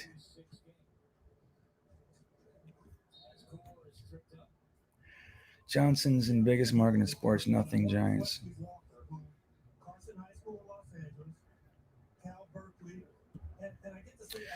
Deadshot. What do you mean, St. Brown? Tell me, elaborate, and just not picking up on what you're saying. I'd love to talk to you about it. That's right, Gina, you were there? Oh, I wasn't at that one. I remember I watched it on TV. I was young, man. Ugh. With the 0-yard pass. You like that, guys? This is Gase. Okay, so Corsello lets us know Teddy Bridgewater is in fact playing. I wasn't sure. So you know what? I heard that this was his first game against the Vikings since he got injured. Interesting.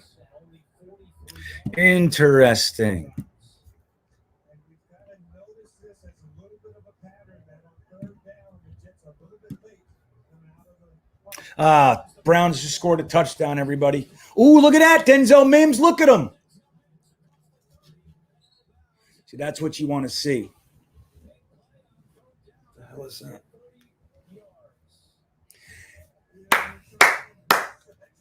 Look at this. From the end zone, he's about to be sacked. Denzel Mims with a beautiful fingertip catch. Gets all the way to around the 40-yard line, 30-something yard line. I couldn't tell exactly. He looked slow to me, though. He's supposed to be faster than that. If he put on the burners, maybe his calf hurts. If he put on the burners, he might have been able to turn that corner and get even more yards. Good for Mims. Yeah, there you go. Gase will just kill it. Why not? Mims is, in fact, a beast. Did you see that catch? That was fingertips. Absolutely just the tips of the fingers. I love me some Denzel Mims. That's right. He just needs to stay on the field.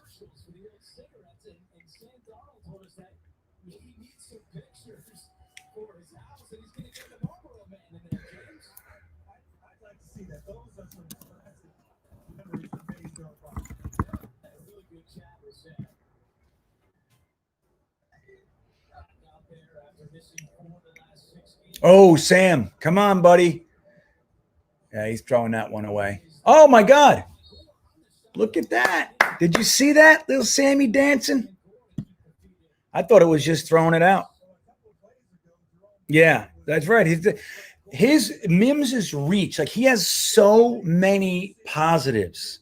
He's blazing fast. Again, I don't know what that was all about. I think his legs might be hurting him because he looked slower on that play than he usually is. He's 6'3", vicious blocker, very strong, uses his hands when he catches, but he uses his hands very well, uses his body very well to shake defenders and all that. Dude, he's got everything you want in a receiver. Everything. Look at all the time for Sammy. Look at that offensive line. And he gets the first. Good job.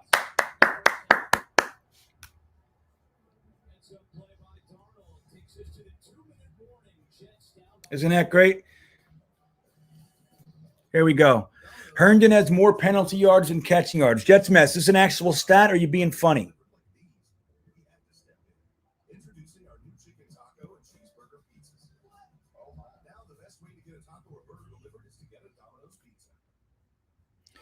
Yeah, I agree, Cliff.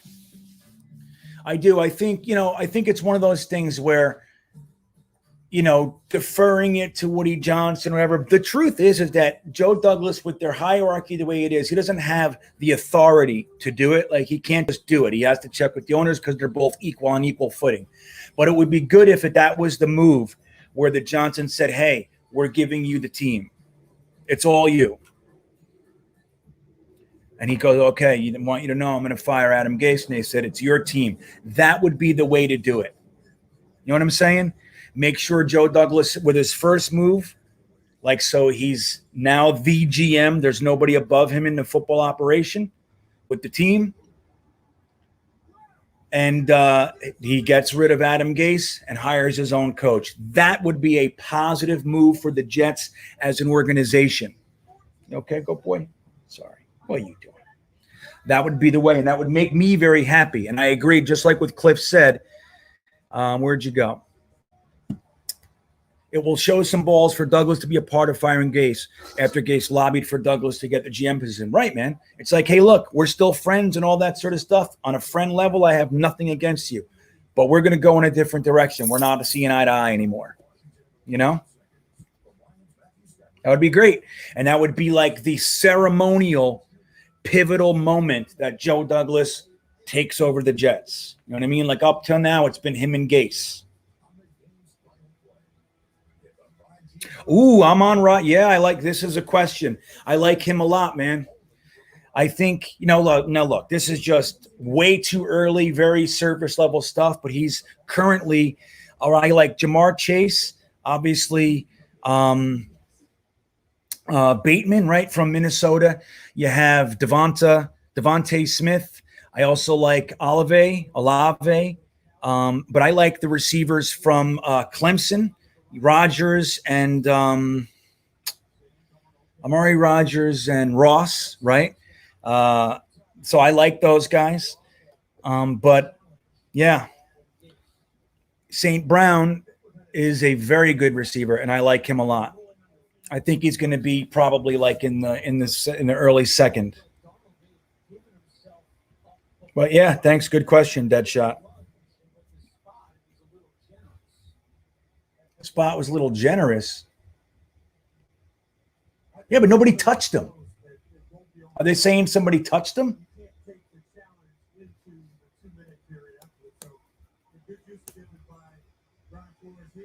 But who touched him?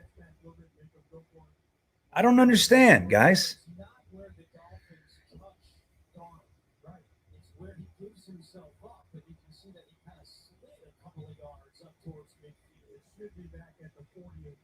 That's stupid. He didn't slide. He's not giving himself up. He dove. That means they could crush him, right? This is silly. So Flores is challenging the spot. Sam Darnold got the first down. He didn't slide. Sliding is giving yourself up. Diving is not giving yourself up. It's a whole entirely different thing. Unless that guy touched him. No, he's not giving himself up.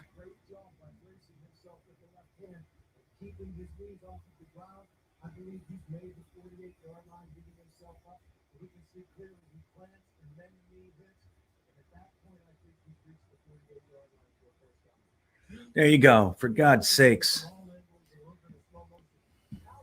There you go. First down, Jags. So the Jags right now, it's 17-13 Cleveland. And where are the Jags right now? Let me see here.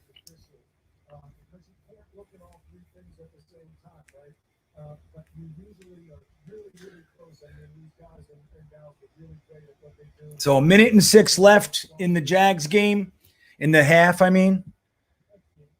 And they are currently on a 7-play drive that has gone for 39 yards. Pass incomplete from Glennon. Not bad. 4 seconds left. Field goal range. Okay. They spiked it. Hurry, hurry, hurry.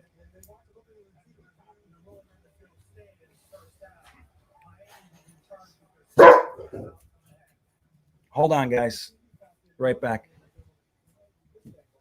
So I just put the dogs back in. They were outside the whole time. Oh, okay. Are you on right now? No, yeah, I'm on. Oh, sorry. Yeah, I'm on right now, but I've been hanging with the dogs. So like I said, I just didn't want them sitting outside all day. Yeah, I just put them back. Okay. I'm no longer on dog duty. Okay. What do you got? Look at this nice hole on the right side. Ooh. Still Frank Gore. Where the hell is P? Oh, P. Ryan's hurt, isn't he? Damn it.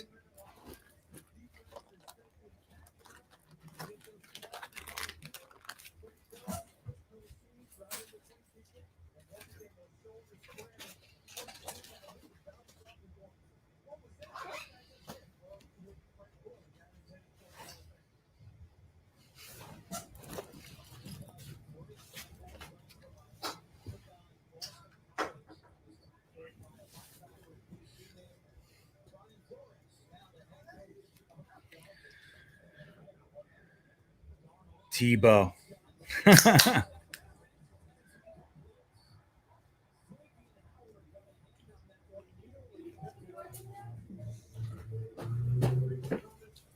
No way. The field goal was no good. That's terrible.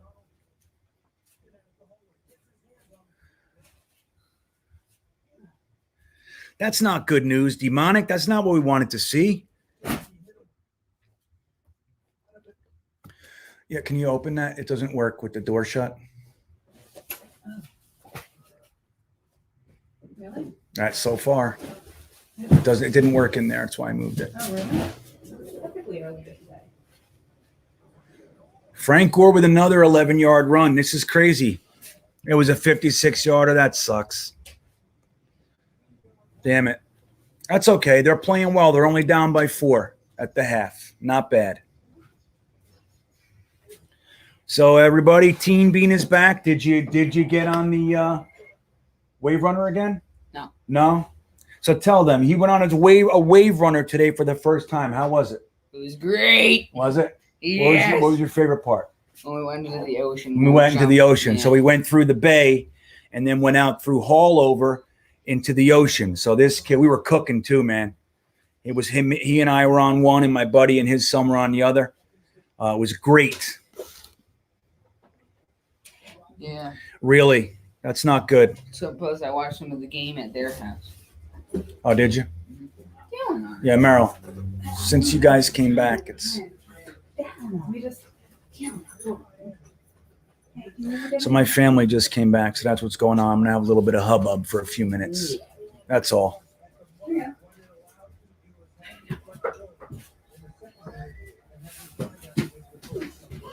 Big news, Robert Keys. Engelbert Humperdinck.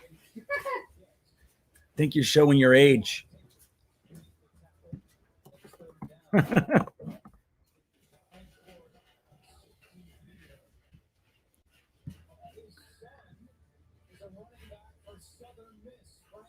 Yeah, Jags need to step up on defense. Time to refresh the beverage. That's right.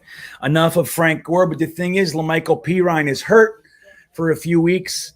So, I mean, we can run Josh Adams. We can run Ty Davis, Ty Johnson, something like that. Davidson.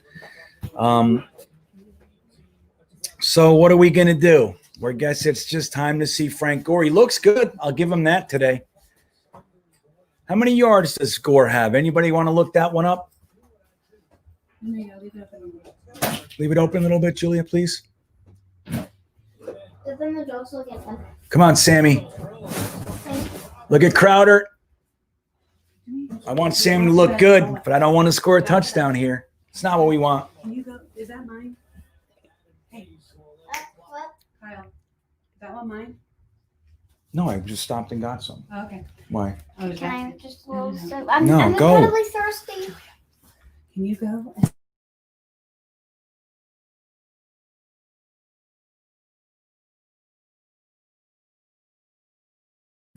Can you go on the So I lost the game. The satellite or the antenna went out.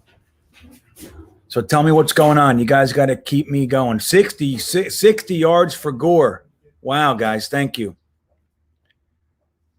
70 scrimmage yards. Gore's having a career day. That's 70 in the first half, right? So who knows? He's on pace for 140.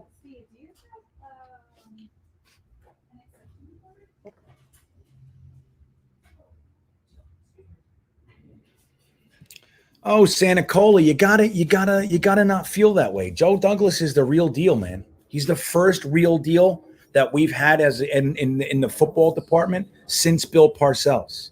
Rex and Tannenbaum were pretty good for a minute there. Look at this.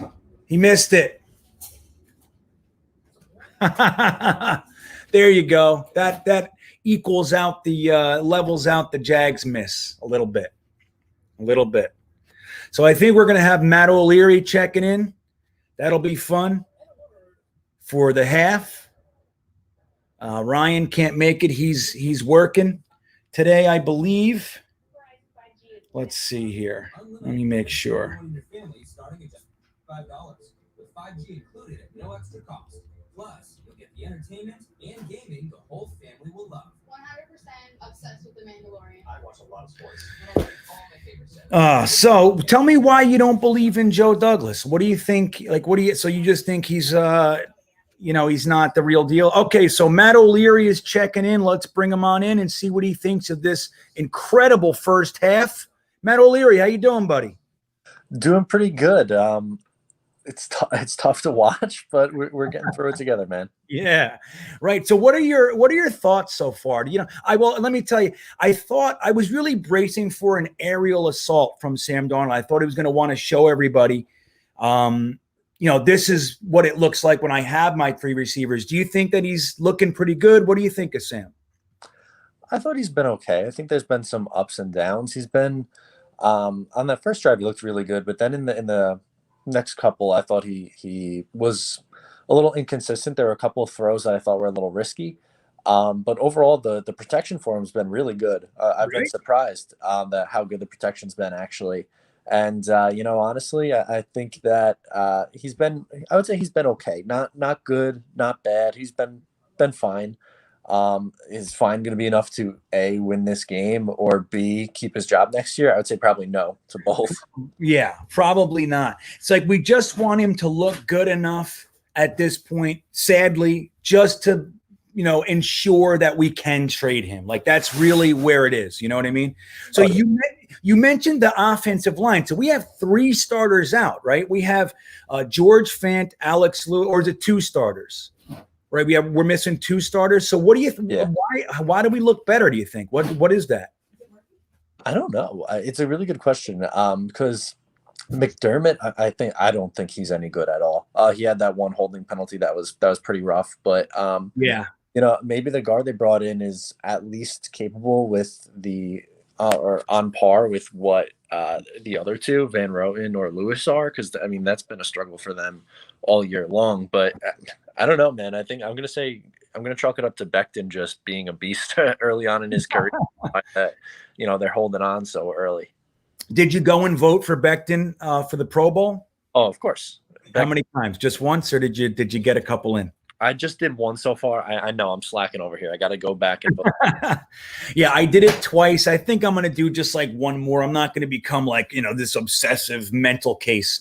But I think, getting a couple in, we're given a couple opportunities, so I might take advantage of that. But how cool would that be, dude, if our draft, Joe Douglas's first draft pick is a Pro Bowler his first year? Wouldn't that be incredible? Yeah, that'd be huge for this team because you look at the important positions in football, and for the most part over the last few years, the Jets have been barren at those positions. Like, when was the last time they had a really solid left tackle? It's been a while. It's been a while, right? So to have someone to play at that level and be that good this early on is huge. And in this game already, Mims looks fantastic. So the first two picks will look great, which is a great start. This roster still has a ton of holes, but I think that the foundation is getting there with Douglas. Right. It's being laid. I know there's still people. Right before you came in, somebody was saying, Anthony Santacola was saying in the chat that he feels like Douglas is not really the GM. He has concerns that he's just kind of in name only. Do you think that's really the case, or do you think this is Douglas's team? No, I don't really buy that. I think this is Douglas's team. I think he was really trying to go into this year and evaluate, like, okay, what is this roster? What do I have here? And when he moved on from Adams, and when he's probably going to eventually move on from Darnold, he's going to have a ton of draft capital to build this team up the right way and hopefully I'm hoping he's the one who gets to make the call on who the coach is. I'm not so confident in that, but right. There is potential for him to build this roster up the way that he wants, which I think is huge for him. Yeah, man. I know, it's funny. We were talking last week a little bit about the mock drafts and stuff. I actually have a video coming out where it's like, I think I made like 18 picks because of all the trades, and I have like 10 more for next year. It's like incredible. But you went to the PFN, dude. Were you able to have a little fun there? Did you like that simulator? Oh, yeah, I love it when the trades are coming in. I didn't have the guts to move out of the number one. I know. It's really funny. Sometimes I'm doing the exact same thing. Like, it's like I'm there and there's a couple guys who are like, and I actually get like nervous about accepting a trade and moving down 6 spots. I'm like, Right. like it's real, you know? Yeah, it's as real as we're going to get anyway. Right. It's so much. It's really cool that, like you said, the trades actually come in and it gives you that ability to actually play GM. It's like, should I do this? You can counter. You know, I would only do it if you throw in a 6, and sometimes they take it. It's really a good time. So do you think, with that all said, do you think that now that Trevor Lawrence has all but announced he's going to be coming out, do you think there's any possibility that the Jets trade if we are the number 1 spot, or do you think it's Trevor all day? I really think it's Trevor all day. I don't see a scenario in which they're going to be offered a package that would make it worthwhile enough to do that. And with how Darnold has played this year, I don't feel comfortable trading out of that pick and keeping him. Now, if you want to sell me on, you know, maybe take Justin Fields or somebody else, another quarterback you like, maybe, but that's too risky for me. I feel like just make the decision's right there for you. Why make it complicated? Yeah, right. Don't overthink it like Brian Schottenheimer would do so many times. You know what I mean? Yeah. You're outthinking yourself, man. It's just like, do the thing. It's right there for you. Just do it. It's been given to you by the football gods. Finally, it's us. You know what I mean? Oh, yeah, no, absolutely. I don't think you can be the team that traded away the Lawrence pick. Could you imagine? No, I don't want So one last thing, Matt, and then I'll let you go. Do you think the Jags have a shot today? Do you think it's going to be a big collapse over, with the Cleveland Browns game, or do you think they're going to be able to pull it off with Mike Glennon? I hope they win this game, but I'm not too confident in Glennon winning this game. I think Cleveland, man, they're just winning ugly football games. I think they're going to do the same thing this week. I know the weather was awful there. What was it, last week or the week before in the rain? Yeah, right. That big rainstorm. Yeah, exactly. But I think they do enough to hang on. And unfortunately, the Jets are still, I mean, at that point, hopefully you're clinging to the zero wins still, but it's going to be sweating each week because I don't think Jackson another win. Telling you, man, there's nothing I would like more than a 2-game cushion right now. Wouldn't that be so good? Oh, yeah. So much more comfortable with 5 games to go. That's sweeter than just 1 game. Yeah, because then we get to the end, like with 2 games, like week 15, where we have 2 games left, so we can actually relax. It's like we could even root for a win. Maybe imagine that. Yeah, go into week 17 hoping they beat the Patriots. That could be nice. Yeah, that'd be so. Then beating them would be sweet. Oh yeah, of course. Instead of them letting us win and we blow the whole tank at the last minute. Oh my God, it'd be so juicy, wouldn't it? Yep. So look, everybody, this is Matt O'Leary. You all know him anyway, but Matt, you want to throw any plugs out there? Yeah, absolutely. You can follow along with me on social media and on YouTube at Matt O'Leary NY. New podcast episodes of Just Jets come out every Wednesday, and you can catch me and GreenBean on Ryan's Talking Jets panel over on Jets Talk 24/7 on Tuesday night, 8 p.m. Awesome. Thanks again, Matt. I love having a little bit of time to talk to you, and enjoy the rest of the game, man. Absolutely. You too, GreenBean. See you Tuesday. See ya. Matt O'Leary, everybody. One of our faves. I know you guys love him. I love him. He's one of the good ones, man. So I really do appreciate him coming out and spending time with us. Like I said, Ryan was working today, so that is what it is. But we're watching a game here. So Elfline got the start. Wait, hold on. What is this? Demonic. I saw this comment. What are you saying? GreenBean and Matt, go watch the Josh Allen injury. You got to elaborate. What does that mean? So I'm not convinced. Steve Dean says, I'm not convinced Douglas takes Trevor Lawrence with the first overall pick. I think he would trade more draft picks to build. I'm thinking maybe just a few picks away to 3, 4, 5, 6 possibly. Well, look, if the Jaguars are at 2, if the Jaguars are at pick number 2, I'm telling you, they would be willing to give their 2 firsts and a first next year, plus some change, maybe a second, maybe a fourth. So you would get 3 firsts, 2 this year, which would bring you to 4. Or really, it's 3 because you're trading 1. But so you would have 3 firsts this year, 3 firsts next year, and then you take Justin Fields. So if they like him enough, if they think it's kind of negligible, the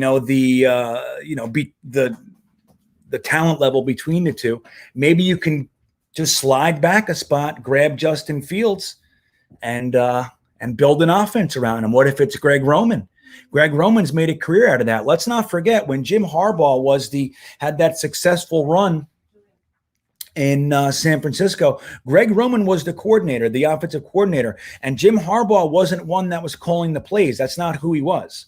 So Greg Roman called the plays. Greg Roman built the offense around Alex Smith and then rebuilt the offense again around Colin Kaepernick. Then went to he built that pretty good offense around Tyrod Taylor in Buffalo.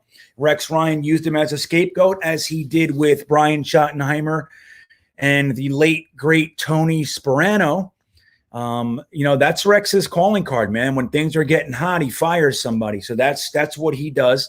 And he did the same thing to Greg Roman. And as we know, Greg Roman completely rebuilt the offense to be shaped around Lamar Jackson. And it was to great effect last year, where the quarterback got the MVP of the league. So Greg Roman knows what he's doing, man. So if we were able to get that guy and we slide back from Trevor Lawrence and go to Justin Fields, man, there's nobody better than Greg Roman to build an offense around him. So who knows? Who knows? But it's something to think about. It really is. Now, me personally, if I'm at the first pick and Trevor Lawrence is sitting there, all my craziness aside, I'm probably just going to take the guy. Like Matt was saying, it's like, you don't get that kind of a gift. You don't get Peyton Manning dropped on your doorstep and say, yeah, but I'd rather get Ryan Leaf and a first round pick. Like, I don't know if you do that, but that said, there's a lot to think about. You know what I mean? A lot to think about. What? Yes, this morning. That's what I was asking. Oh, I'm sorry. So there aren't any more? No. I just stopped on the way here and got some. No, well, Go ahead, take the truck and go get it. Yeah, look, guys, and let me tell you this too. Don't forget, there are other quarterbacks out there, okay, in the draft. Good ones I like a great deal. I've been bugging out on the cornerbacks this past week. There are some guys. Don't forget about Mac Jones. Don't forget about Kyle Trask. You guys check into Kyle Trask yet? Go take a look. Go take a look at Kyle Trask. You're going to be surprised at what's going on down there, okay, in Florida. You'll see. You're going to be like, holy shit, how did I not hear about this guy? Kyle Trask. So look, Sam Darnold, 9 for 15, 129 yards, 0 touchdowns, 0 interceptions. Ryan Fitzpatrick, 17 for 22, was at $178. So they're having similar days.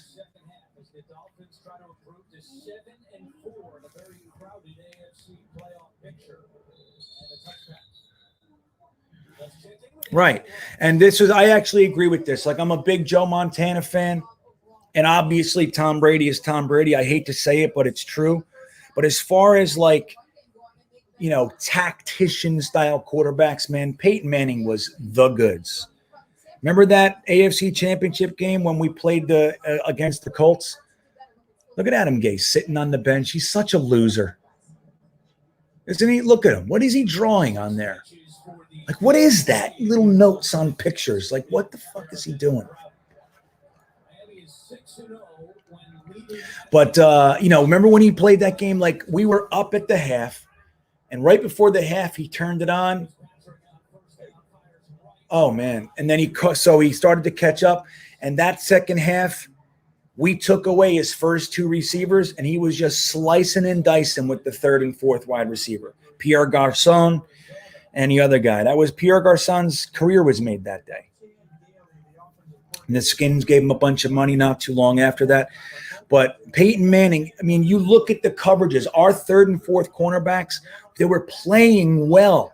Marquise Cole and Coleman and all those guys, they were playing well, man. But he was putting it in the exact spot that no one else could get it but his receiver, and he did it all day. There you go. Who's that? Quinnen Williams with his 2nd sack of the day. I don't know if the first one counted as a sack.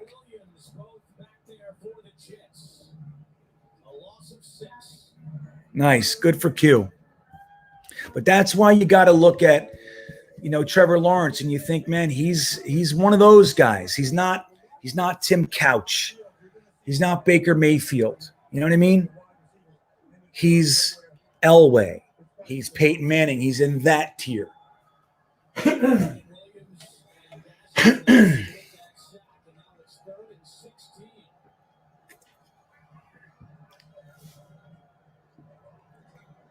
Oh my God, almost another sack. What is this? Wow.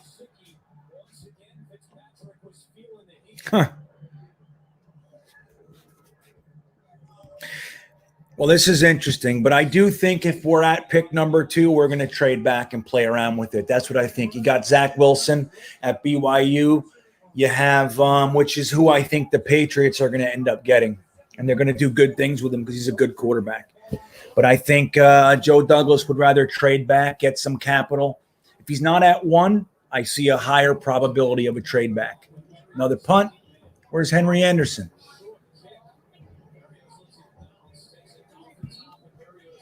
Oh, well, who are they, Thor? Let me take a guess. One of them is Jamarcus Russell. Who's the other one? Tim Couch?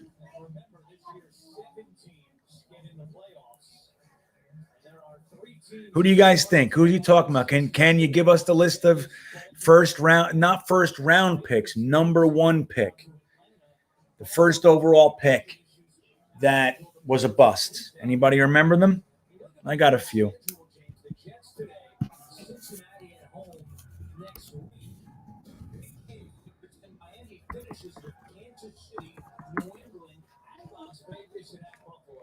And Trevor said he's not afraid to talk about playoffs, but he does it in the context of practice, execution, adjust as the season goes along. A lot of things that are important, but not specifically, oh, if they lose, we need to win this game.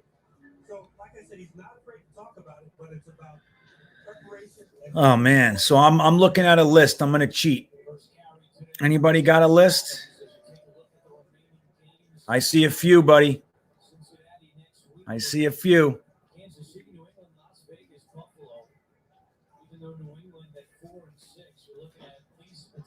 I see a few, Thor. Jamarcus Russell. Well, Manziel was a first-round pick, but he wasn't the first overall pick, Stephen Rice.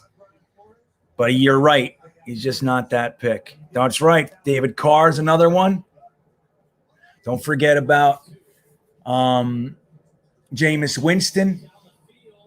Oh, my God. You see that catch? There you go, Perryman.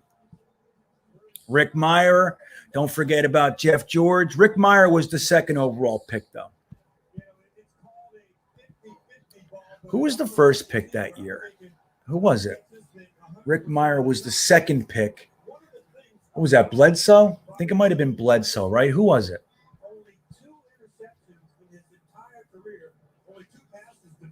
Look at that catch. You see that catch? Bledsoe wasn't a bust, man. He made it to the Super Bowl. You know what I mean? He just didn't win it, but he wasn't no bust. He was a very good quarterback. Yeah, Demon, who was the first? Was that Bledsoe that year with Rick Meyer was taken second? Who was that? Yeah, Jeff George was a bust, man. So was Sam Bradford. He was another bust. They've had a couple minorly good years, but Jeff George was absolutely a bust. He never did anything. No sweat, Steve Dean. Yeah, I think we can, Todd Sill. That's what I think. But that's just my opinion. Look at Sam throwing it deep for Mims. And he caught. He almost caught it. Was that offensive pass interference? It might have been.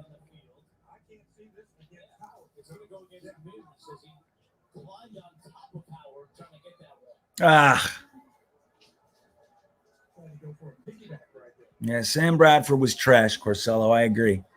You know what stinks? Because he really did show a lot. Like, he showed so much potential. But he was a bust. No. But think about this. He was traded 3 times for first-round picks.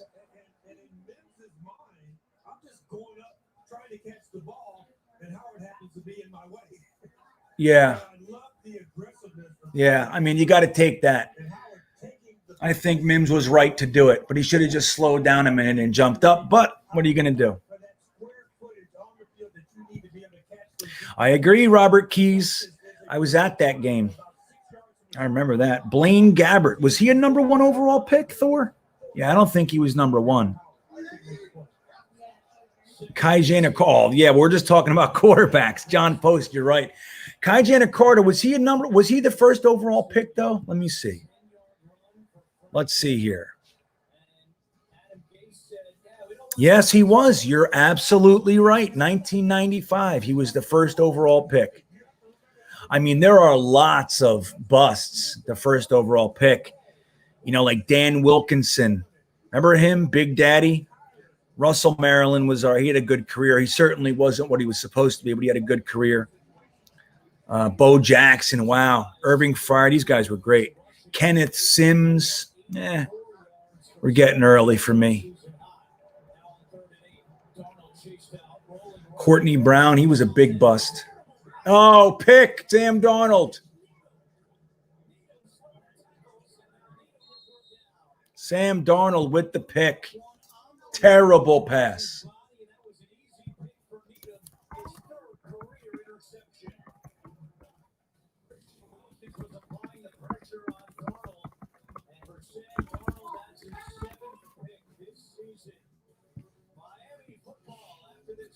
Terrible pick, guys.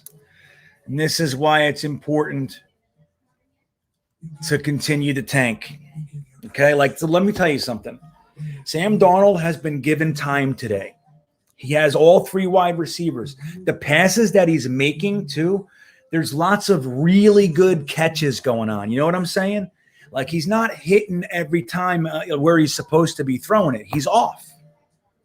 During the Black Friday sales event with employee pricing for all, get $8,671 below MSRP on the 2020 Ram 1500.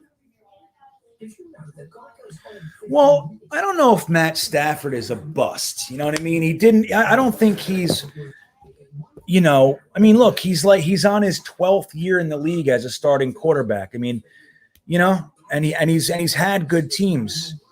So I don't know. He's definitely, he didn't live up to what he was supposed to be, but I wouldn't say he was a bust. Busts are, terrible. Matt Stafford, he's been one of the better quarterbacks in the league numerous times. You know what I mean? He just can't seem to win it all. He's had a lot of really good wide receivers, man, hasn't he? You think, Jeff? Yeah, well, he did hang around a long time, didn't he? I'll give you that.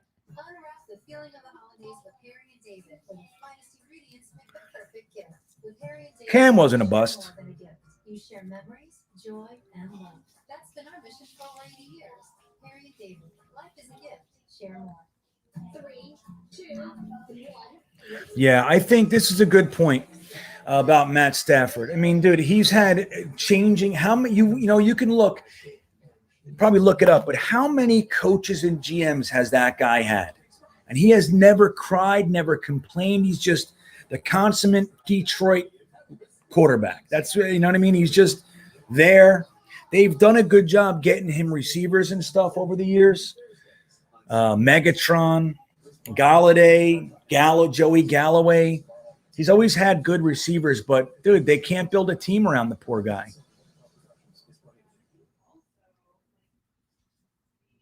Yeah, it's a shame. Achilles Smith. You like that? Jesus, Achilles Smith.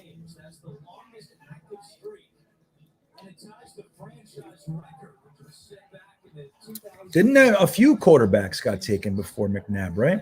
I don't remember how that went. Oh, Joey Harrington was another one, right? That's right. Don't throw it at Bryce Hall. It'll spin you to the ground.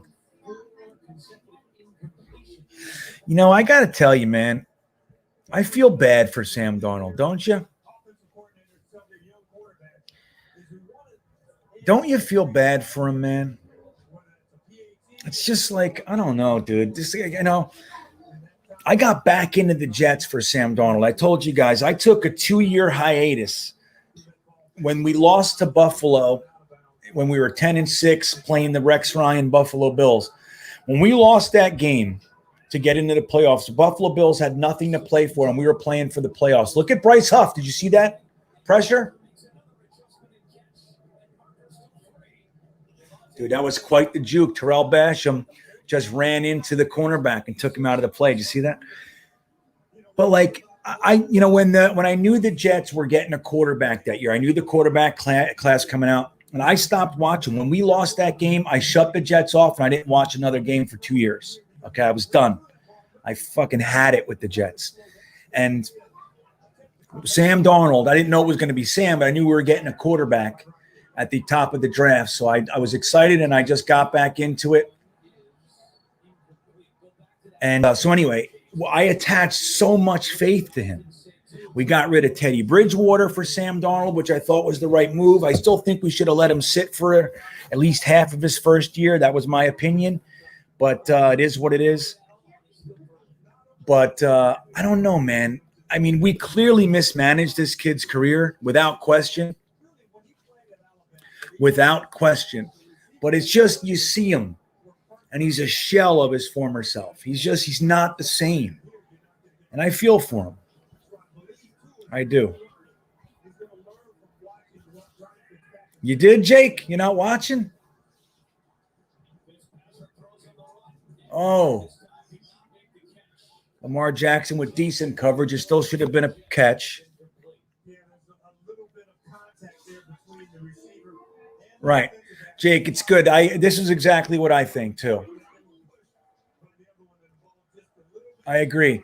Now, I think I'd like to see Sam Darnold go to like the Steelers, a legit organization, or like the Niners or even the Saints, like Sean Payton, Kyle Shanahan, somebody like that, and let him sit for a year and just decompress, learn a new system, nice and stress-free, work on technique. Oh, did you see that? Yeah, it was a nice sack, guys.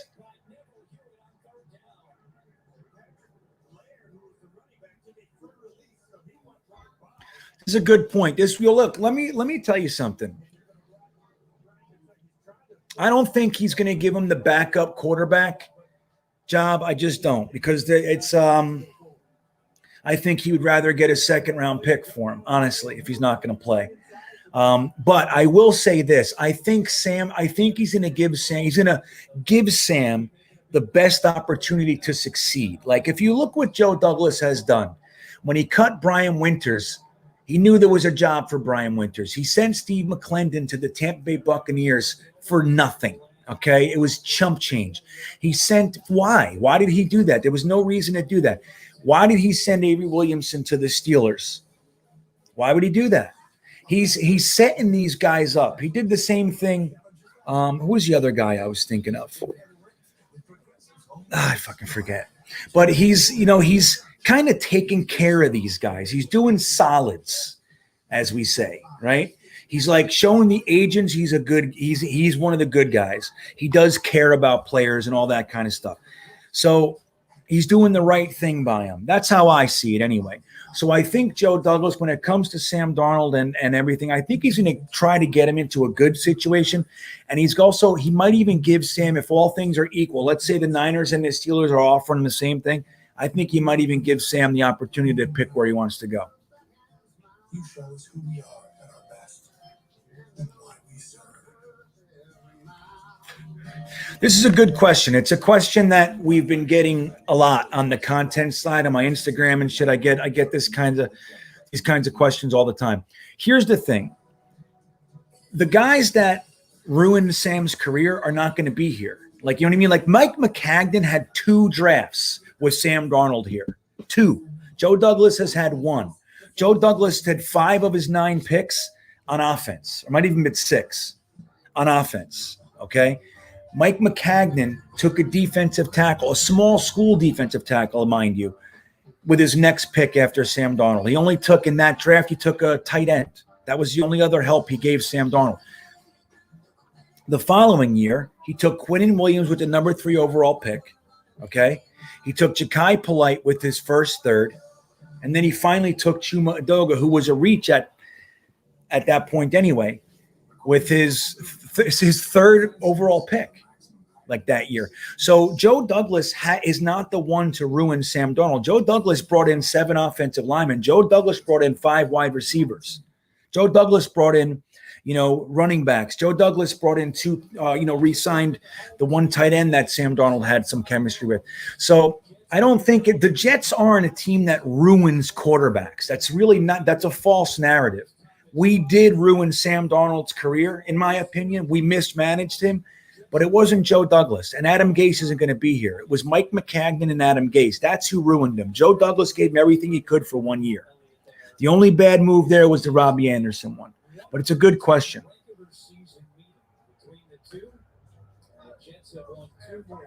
That would be interesting. This is an interesting thing to say. Donnie Alford. Can you imagine if in 15 years Sam Darnold's on like 12 teams and same kind of a thing? Look at, don't let him loose. He's fast.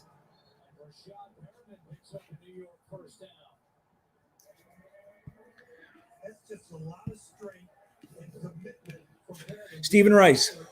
This is another one. This was a reporter that said he thinks Joe Douglas, from what he knows and all that kind of stuff, that he thinks they could go all defense. I don't think that's real. So this is not like some stat or it's like some fact. It's just what somebody said. And if anybody knows anything, the noise going on before the draft is all misdirection, smoke and mirrors. Nobody ever does what they're going to say. Maybe the first overall pick does it, but that's about it. So I don't think that's going to happen at all. I think he will go defense. Oh, Perryman.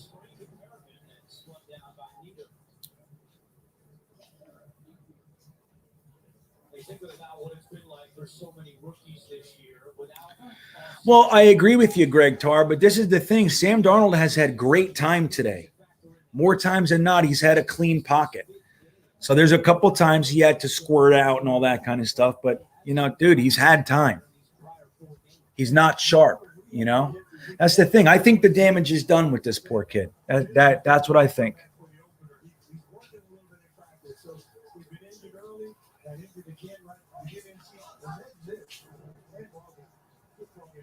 There he goes. Come on.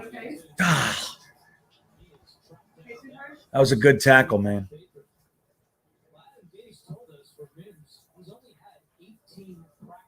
Solo Marco Polo. I don't know.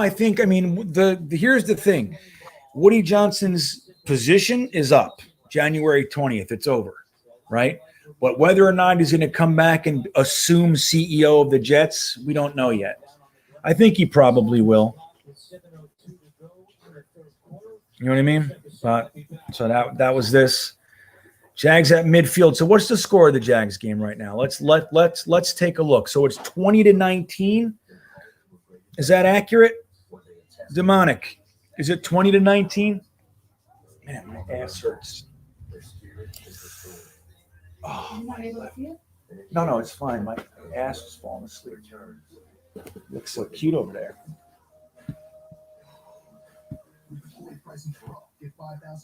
Sorry, guys. My left butt cheek is really numb right now.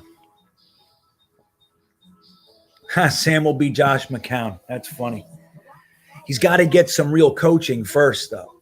The kid's, he's all over the place, man. Talk number 1 pick. Neither quarterbacks come to the Jets. 1 or 2 pick, only 3 years. He can be retooled by another good coach. What do you mean, talk number 1 pick? Ain Wayne, we just talked the number 1 pick for like a half hour. Were you here, bud? Okay, good. Thank you, Demonic. The Jags are punting. Boo. You like this shirt? This is the shirt. Let me show you. So I do roller coaster shirts now. So this is the most recent big roller coaster that I went on. It's either your Incredible Hulk coaster. As you guys know, a lot of you do, maybe some of you don't. What we're doing right now, my wife and I and my kids, we sold our house and sold everything. We bought an RV with the specific purpose of riding every roller coaster in the country. That's why GreenBean is on the road. That's what the whole thing is, right? So, and I also interview people that are recovering from addiction and all that kind of stuff. But then COVID hit, and we got, our plans got knocked silly because all the theme parks were closed, number one. And then even when they opened, it's kind of freaky to go in there. So we've been very limited. We went to let's see, Kings Island. We went to Tampa Bay before that. So 2, 3, 4, 5. We went to 6 theme parks in this past year when we were going to usually, like my plan by now, I would have been to probably 30, something like that. So anyway, I love to ride the big coasters, and this was my most recent, the Hulk over at Universal Islands of Adventure. Thank you for noticing, man. I wear my best for you guys. Only the best for you guys.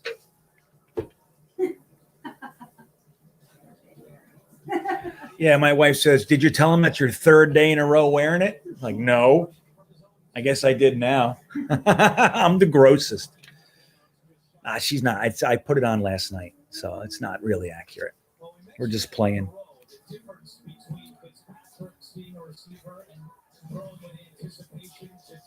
We got to get these Jags to win. Good punt. That's nice. You hear that, guys?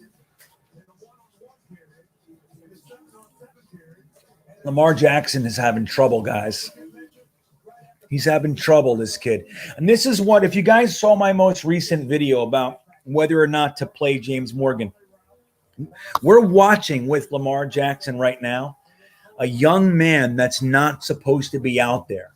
So most Jets fans that are watching him, they think this guy sucks. Why isn't even, we need to get rid of him and move on.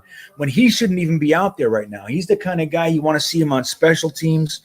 You want to see if maybe he could be a gunner or something like that. He's big and strong. He's fast.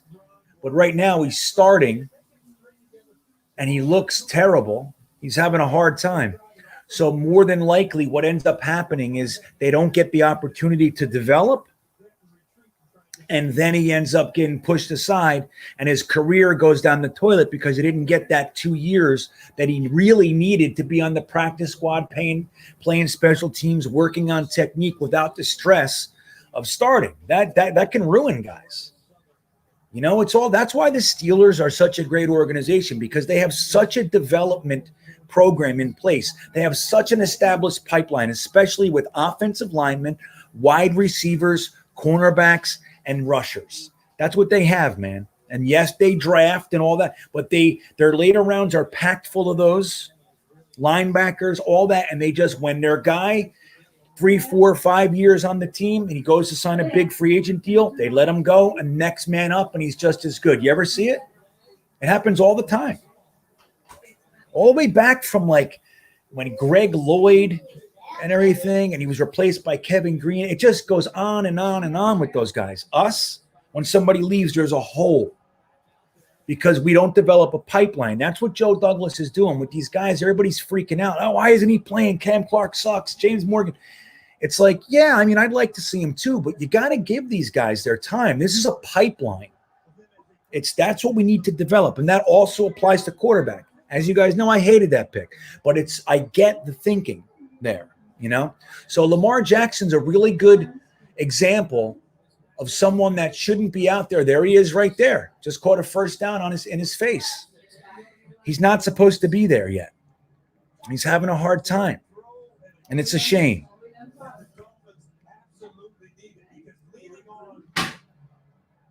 Yeah, you see Sports MC New York, NY Sports MC is here, everybody. He would call, but he's got the kids. It's tough with the kids, isn't it, man?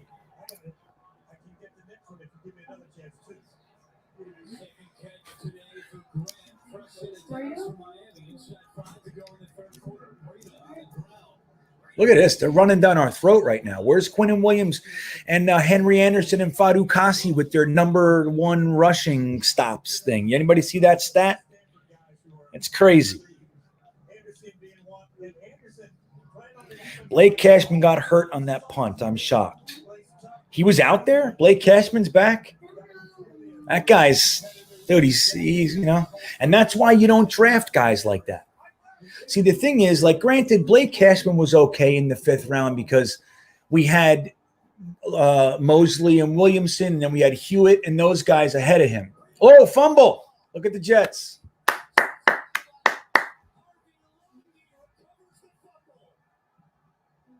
Zuniga. I think that was Zuniga. Did you see that?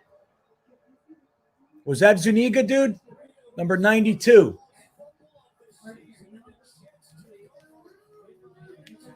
Let's watch the highlight. No, that was Quinnen Williams with the forced fumble. Harvey Lange with the recovery. I like it. Quinnen Williams with a forced fumble. One more little stat line for him.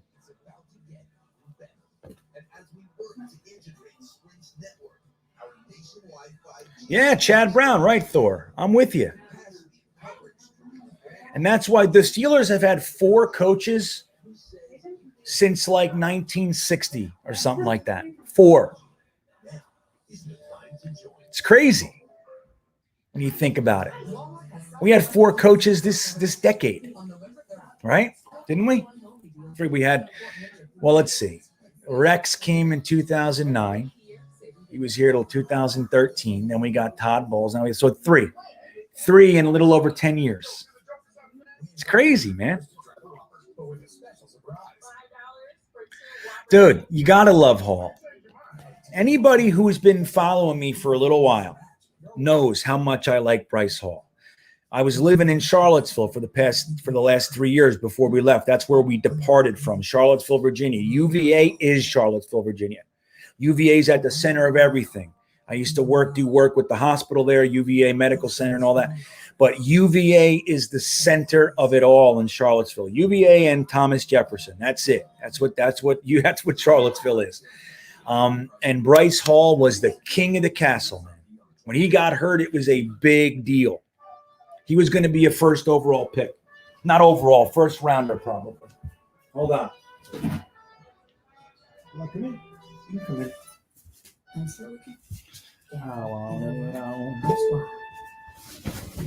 So, but I'm with you, Demonic. Bryce Hall's the real deal. You can see it. You know who had a couple really good breakdowns? Sabo for Jet X. They had Jet X Factor. They had some really good breakdowns of the technique and the types of, the defenses and decision making from Bryce Hall is really well done. Those guys are good. Joe Blewett and Sabo. And Michael Nania and all those guys. It's really good. If you haven't checked them out, I recommend that you do. You'll learn a lot over there.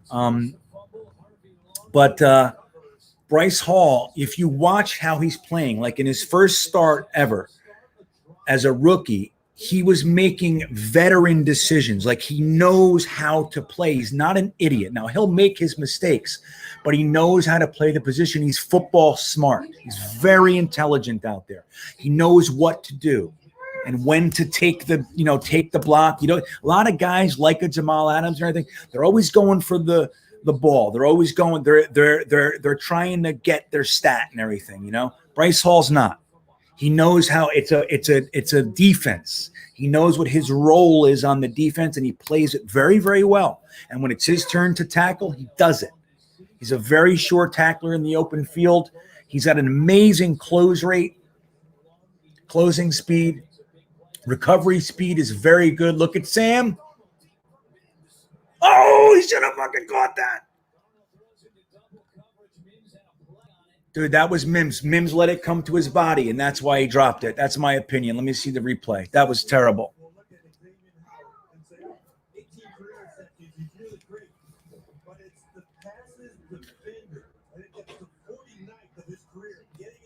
Oh, he should have caught that. If he would have reached up with his hands, he would have caught it. He should have reached up and high pointed it, man. Oh, Sam got crushed.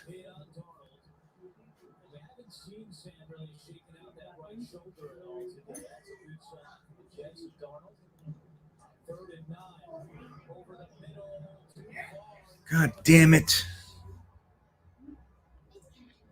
Yeah. Now, Sam Darnold talked about the fact that this week he got to practice with Mims, with Crowder, with Perriman, with all 3 of them on the field at the same time. And so the reads have been there. He's been thrown to the guy that's open. Yeah. MC, I hear you, buddy. And kids, you can explain it to them. You can sit them down and try to explain, Daddy has this to do. It doesn't work. Doesn't work. I feel for you, buddy. Hey. Right. Greg Tarr is a good point. Oh, could you imagine, like Quinnen Williams, when we get a legitimate edge rusher, and we're going to get an edge rusher with one of our first 3 picks this year. I'm almost going to guarantee it. That's what we're going to do. We're going to go quarterback. We're going to go running back, wide receiver, tight end, one of those guys. And then we're going to go edge rusher. And then we're going to bring in a center, a tackle, all that kind of stuff. That's what I see. But I really, hi, little one, what's the matter? Watch my drink. Watch me. Sorry. I told you 3 times. Sorry, I didn't Give see me a it. hug. This is the little one. Want to say hi? No, Say hi. no. This is the little one. Just like we were just talking about. So she knows I'm live right now. Don't care. Just coming over to say hello. Go ahead. Hello.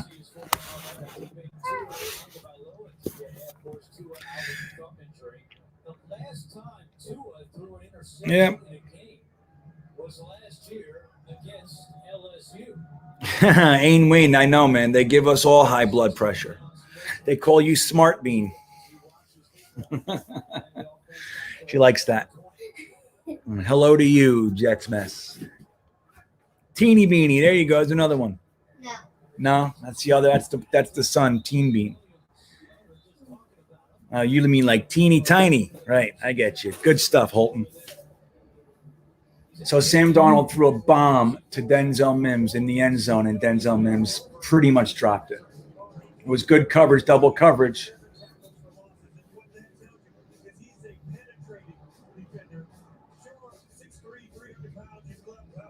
Oh man, Quinnen Williams is having a game, man. Yeah, he is. Q looks good today.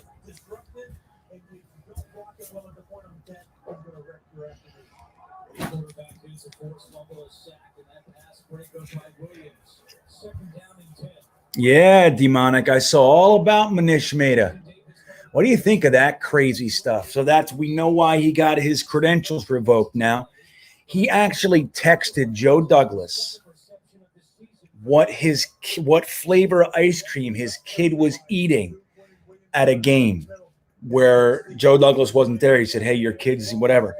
That's about the creepiest thing I can think of. And he's lucky he didn't get a pop to the chops, although he would have liked that because then he would have just sued and made a big deal about it. At least some guy just texted him when his kid was eating at a game. Yeah, he said like your son's eating strawberry ice cream, or is he enjoying the ice cream or something like that. That's like the creepiest thing. Joe Douglas said that? And then, no, Manish. Oh, come on, Hall. That was a good catch.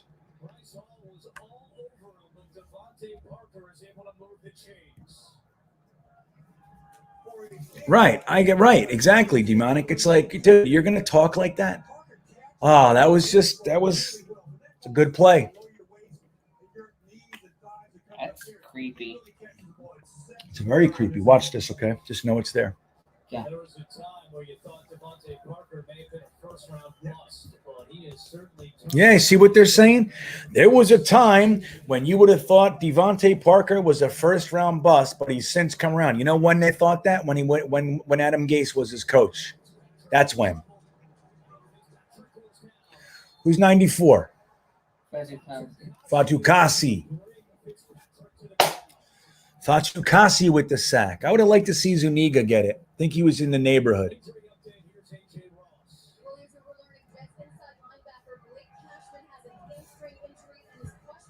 Dude, Blake Cashman has a hamstring injury. Thor, you didn't hear that stuff?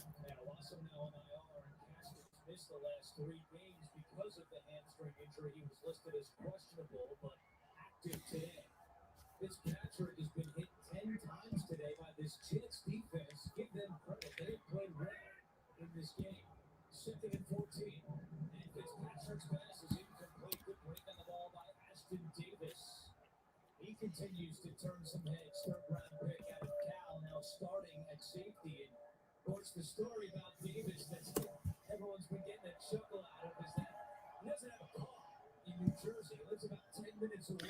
Dude, Blake Cashman, like it's time to just get rid of that guy. He doesn't do anything. It's a shame. He's a good player. I don't know. Maybe they keep him, see if he can stay healthy, but it's like through the next preseason. It's just like, dude, you got to fill that roster spot with somebody who can actually play. It's a shame. But that was the knock on him in college, just so you know, him and Bless Austin. Oh, man, who was that? Bryce Huff falling on his face. Look at this. He's going to score. No, he's not. So who forced that fumble? I want to see Zuniga. Bryce Huff had a nice line when he cut the corner, fell on his face. Look at these guys. The Jets are finally doing something in front of the TV camera. Look at these guys. Dude, you're 0-10. I hate this stuff. What is that? I guess they're excited. Oh, that was Jenkins. That was Jenkins with the forced fumble. What is Miami trying to lose this damn game? That was a good punch. Right on the ball. That was good.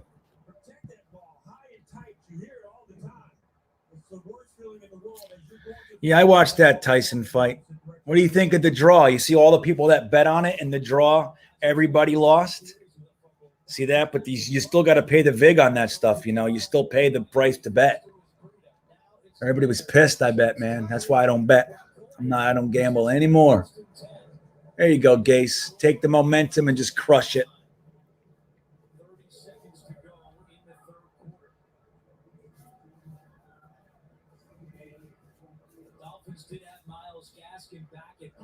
That sucks. That sucks about the Browns. This is not good news. And this is the thing with the Jaguars. They just, you know what I mean? Like they can't play 60 minutes. It's like last week in Pittsburgh. It was like, or maybe it was Green Bay, I forget, but they were just, they looked good for a few minutes there. And then it was like, as the game progressed, they just wear down. They don't have it.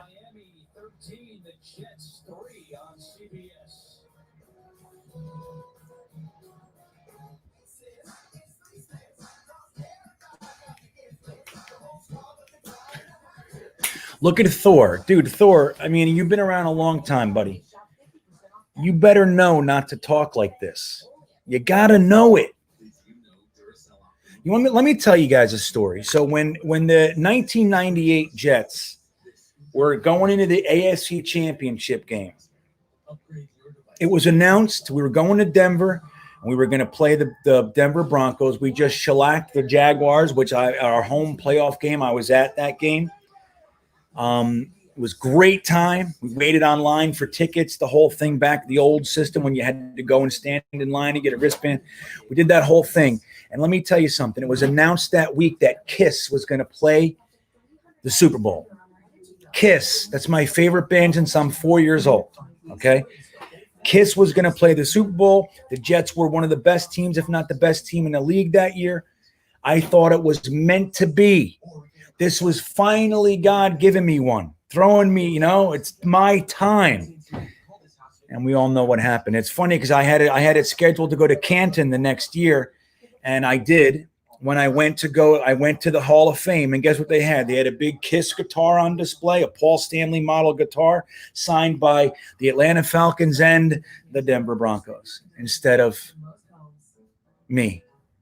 My Jets. It was signed by Kiss, and it had the Denver logo and the Atlanta logo. That should have been a Jet symbol. That was my year. So after that happened, I don't believe in fate anymore. If it wasn't then, it's not now. Here he goes. He's doubling down. He's a double down. Thor doesn't care. He's got a 14. The dealer's showing a 10, and he's I don't care. I'm doubling my bet. You got balls. I'm going to stop putting those things up, though. That's the end of that. You're making me nervous. Put that down. You're making me nervous, buddy. You're making me nervous. Put that down. That's a bunch of dynamite that you got there. Nice, Ed Stewart.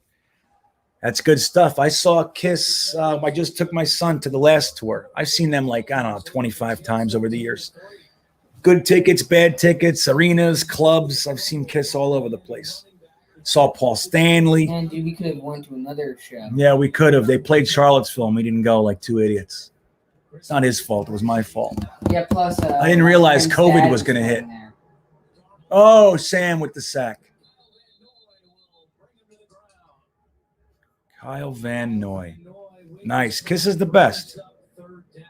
Fascist clown rock. What are you talking about?'re not clowns. They're not fascist. They're not fascist. Well, I'll use Broadway terms. I think he gets a callback. So you find out that he's played well. Remember that? Yeah, they got the key to the city in Cadillac, Michigan. That's hilarious. That's so cool. You know what? You're from up there. We just had Jets Pizza not too long ago. We were in Fort Lauderdale. They have Jets Pizza down there. We got it. I hated Jets Pizza, but I didn't know it was Detroit pizza. I thought it was just sucky pizza. Look at Mims. There he goes. Detroit pizza is awesome. But when I had it as like knowing this is Detroit style pizza, then I liked it. My son thinks it might be his favorite pizza ever. We had St. Louis pizza. You guys know about St. Louis pizza? Anybody know what's going on over there? They do something really interesting in St. Louis. Yeah, Robert Keys. I've seen Kiss at the Garden numerous times. That's my home turf. The Garden. Well, you guys know we're Jets fans, so most of us come from that area. But like Burn, seen him at Burn. I don't know how many times, but the Garden probably 10 times at the Garden. But that's great. 70s was the time to see him. Oh, I need to watch this. We're gonna run it up. 4th and 1, and Gase, dude. He runs the same 4th and 1 play. Good. Gase sucks. Dude, we could have just done an option. Dude, I feel like if we did a quarterback sneak or maybe like a Yeah, how many times are we going to do this? fake, like fake the handoff and then just run it. Everyone would have been. I mean, almost everybody I think would have been fooled because Adam Gase is super predictable. Look at that. The dude just Wait, hold on. I'm live here. So listen to me. How many times have we seen the 4th and 1 this year? How many times?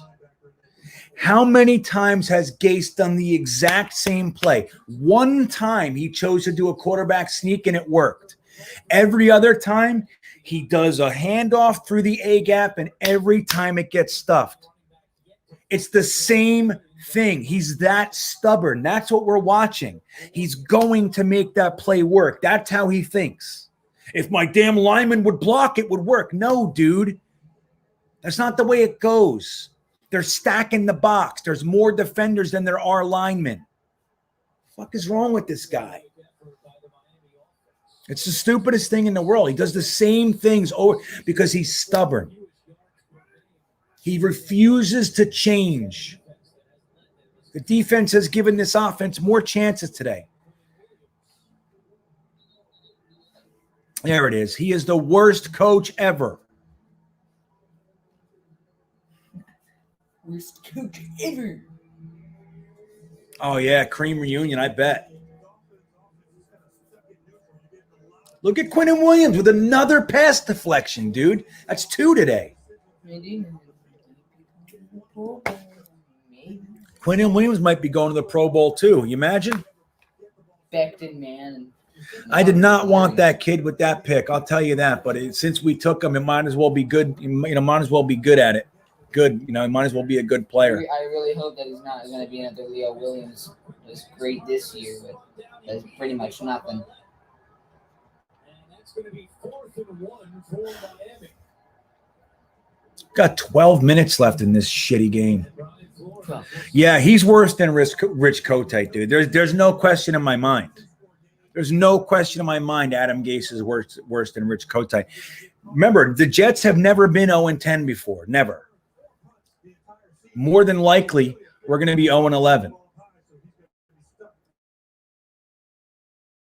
It happens.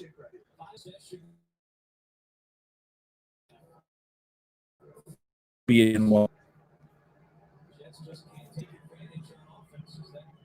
I know, Ed Stewart. That guy, it comes. It's a better time. Anthony Santacola, you're asking about the tomato. But sorry, I forgot. Thank you. The St. Louis pizza. It's not that there are tomatoes on top. What they do, they use a cheese blend called Pro. Okay, So number one, it's like a thin crust, but it's like a crack. So it's like a chewy cracker. That's how they do their crust. It's a circular pizza that they cut into squares, right? So it's not slices. It's not a the cross thing, the 8 slices. They cut it into squares. So, but the Provel cheese blend is mozzarella, cheddar, and Swiss. That's what they do. Mozzarella, I forgot to remember who I'm talking to. Mozzarella, cheddar, and Swiss. And they put it on a chewy cracker. So that's what it is. And I got to say, man, I went in there thinking it was like a novelty. I was like, this is hilarious. And I loved it. I did. I loved it. I was really hungry, though. I know I haven't watched an Adam Gase press conference in the longest time. I don't do it, man. He's just like the guy's stupid. He's an idiot, man. And he's just snippy, and he never takes responsibility. He throws his players under the bus constantly. I can't stand that, man. Well, I had the play called and they didn't execute. It's like, no, dude, you're not coaching these guys correctly. I mean, it's that there's no development. There's nothing going on.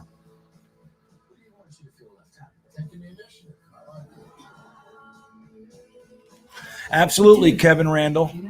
Yeah. Huh. Right, and he can't keep his eyes. What was that? Did I tell you? My ass hurts so bad. Sorry, guys. I got to stand up. My left glute. Maybe it's from the Wave Runner. I don't know. I think I've been sitting hard on it right now. But when that press conference happened, so I wanted Mike McCarthy. That is what it is at this point. But I wanted Mike McCarthy. And then when I heard it was Matt Rule, I was very excited that it was going to be Matt Rule. When we came out of nowhere and we signed Adam Gase, I was devastated. I hated the hire.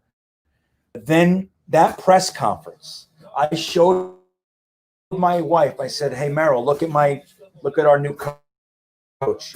She looked at that press conference with the eyes. And she just said, she put her hand on my shoulder and said, "I'm so sorry." Like that was the introduction.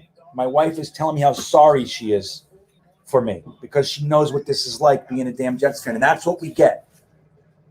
Look at Sam. Should have thrown it, man. He should have thrown it. Hold on, guys. We're going to do this.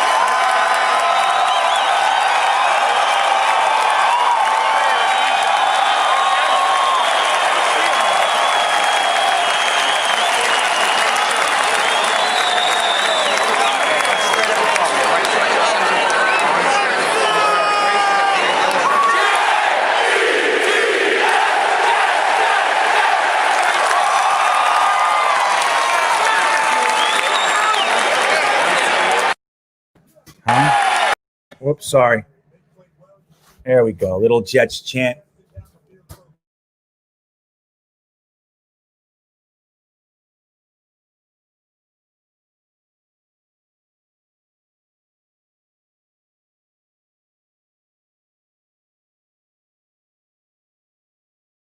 Okay, I'm off mute. Nobody wants to play for Gase. Right. Because he is a clown. Ain Wayne nailed it. Nobody wants to play for Adam Gase. It's the truth. And Sam Darnold is done. This was the game, man. If he was going to come out, the Dolphins are looking really porous right now. And Sam Darnold was going to come out and do something. This was the game. He has his first 3 receivers. The offensive line has given him time more times than not. The last couple of plays, last drive, not so much. But I think they're pinning their ears back now. They know. Blood's in the water. Look at that punt. Oh, damn it. You see that punt, though? They need a little bit more hang time on that. Let's take a closer look He's thrown for 197 yards, no touchdowns, and that one ugly interception. Yeah, that was the one that that was a catch that I wanted. wanted to find out is if his shoulder, his body would hold up over the course of the game. Ah, Dude. right to me. Interception, he'd probably gone under over a dribble thinking, hey, I can take a play here. Ugh. He didn't need to try and do that at that point. Really, game over for the Jags. The Jags lost. They're going to lose to the Vikings next week. This was our chance What do you mean this was our chance? for the Jags to win. Cleveland Browns are kind of reeling a little bit. Well, how are the Browns doing? Come on, Fitzy. They're good. They keep winning. You think they're going to the playoffs? Yes. First time in years. Yeah. After a 16-yard gain. MC's got bloodlust. Can we just fire someone already? Just fire anybody. Wait, where are you talking about, Ed Stewart? Let me see. Where are you talking about, Ed, with the pizza? Some deep dish pizza up there, up where? In Detroit? Deep dish.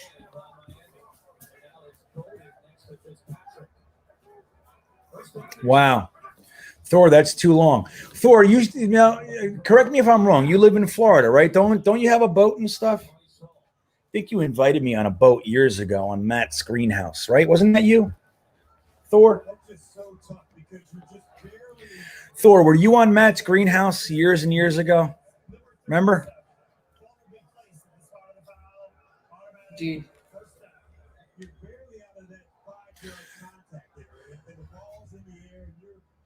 Bryce Hall got called? Yeah. That's baloney.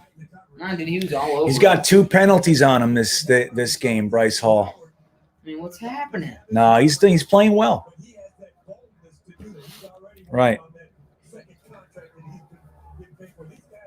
If they see, the thing is, if we were to fire Gase right now and you know, promote Greg Williams or something like that, it's more likely to have a positive impact than you want. Look at that back shoulder. That was a good catch.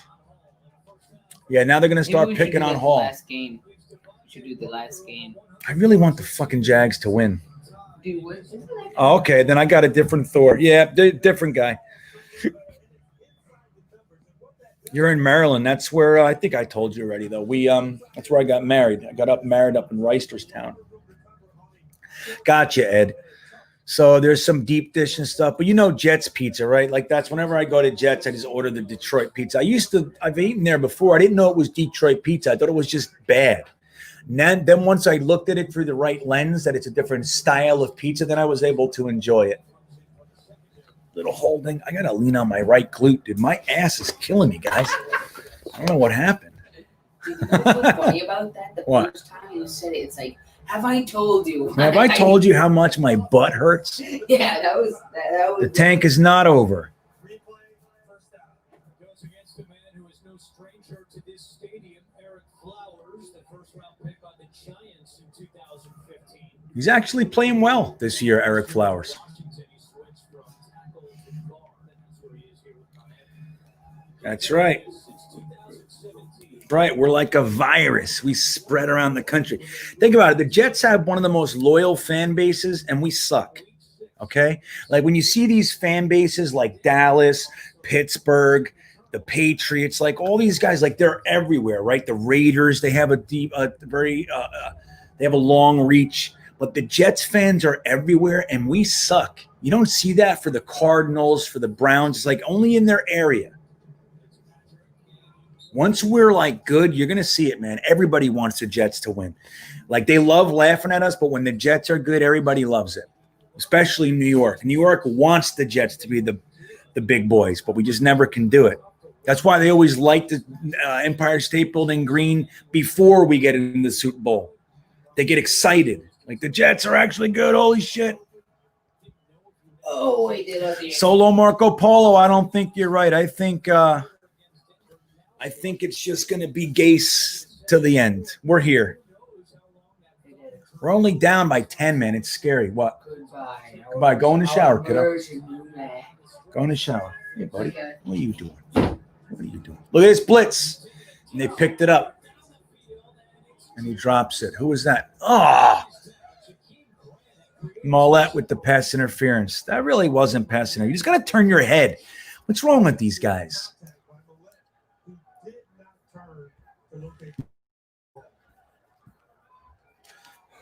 John Holton, I actually believe this to be true.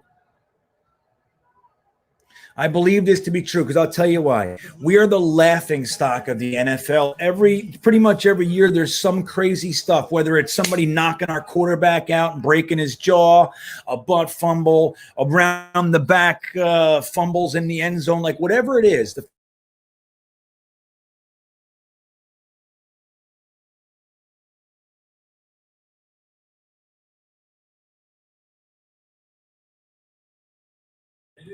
Oh, sorry. I don't know what happened there. Did I lose you guys? I think I'm still here, right? Yeah, hey, man, when I get to New Haven, I'm going to absolutely do that. So a good little tip from our friends in Connecticut. Got to get to Sally's Pizza in New Haven. I'm in.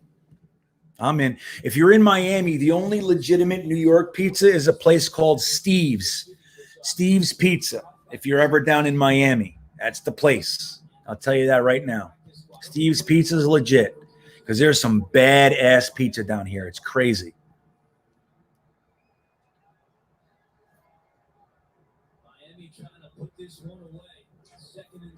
Yeah, dude, I did, Ed. It's funny. But that's what I'm saying. Like, I hated it so much. I told my secretary if she ever buys that shit again and brings it to my meeting, I'm going to fire her. And I was just kidding. But she got nervous that day. I said, "How dare you?" Because I'm like a pizza snob, you know. Look at this guy. Laying down. Yeah, it's actually a true story. But then this year when I went and got, like I said, once I reframed it and I said, oh, that's a different style of pizza, I appreciated it in a different way. And I actually liked it. I liked it a lot, actually. I got 2 pies, one with a whole bunch of crap on it and one straight up. See, that's the thing. I think when you get a pizza from a different region, you got to get a pizza, no toppings and all that. You just got to get pizza. And that's how you judge it. Because toppings are topping. You know what I mean? Then you get it, you know, then you try the other thing and all that. But, you know, remember I made that video last year about, oh, touchdown. Yes. Demonic. You okay, buddy? There it is. There it is. Lido's in Maryland. Dude, that's a chain. They're everywhere. Lido's there. I got Lido's in Virginia. They're in Florida. Where are you, Demonic?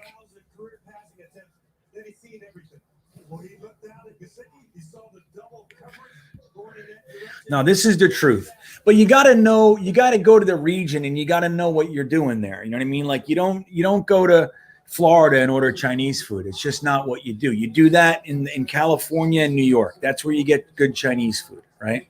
Even up north, Seattle, like in those areas, you'll get good Chinese food as well. But you don't do it. You don't go to, you know, Tucson. You don't go to Toledo and order Chinese food and expect anything. But when you're like in Miami, you got to get Cuban food. You're never going to have anything like it down here. The food in Miami is good, but specifically Cuban food, Puerto Rican, Jamaican, all that stuff, it's top shelf. You go out to KC, you get what? You get a steak or you get barbecue. When I'm in Texas, I'm eating barbecue and steak every day. That's what I'm doing down there, you know? Yeah. John Holton, where are you in Virginia, man? I mean, I probably asked you, but I forget this stuff.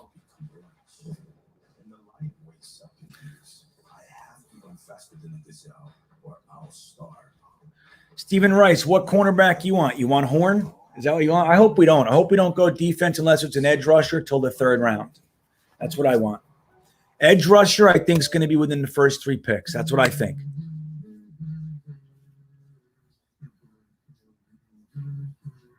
I hope we don't get quarterback. But Stephen Rice, who do you want? Horn? It's going to be hard to pass him if he's there, I hear. That's right. Arlie, Richmond. Yeah. You're in Nova now.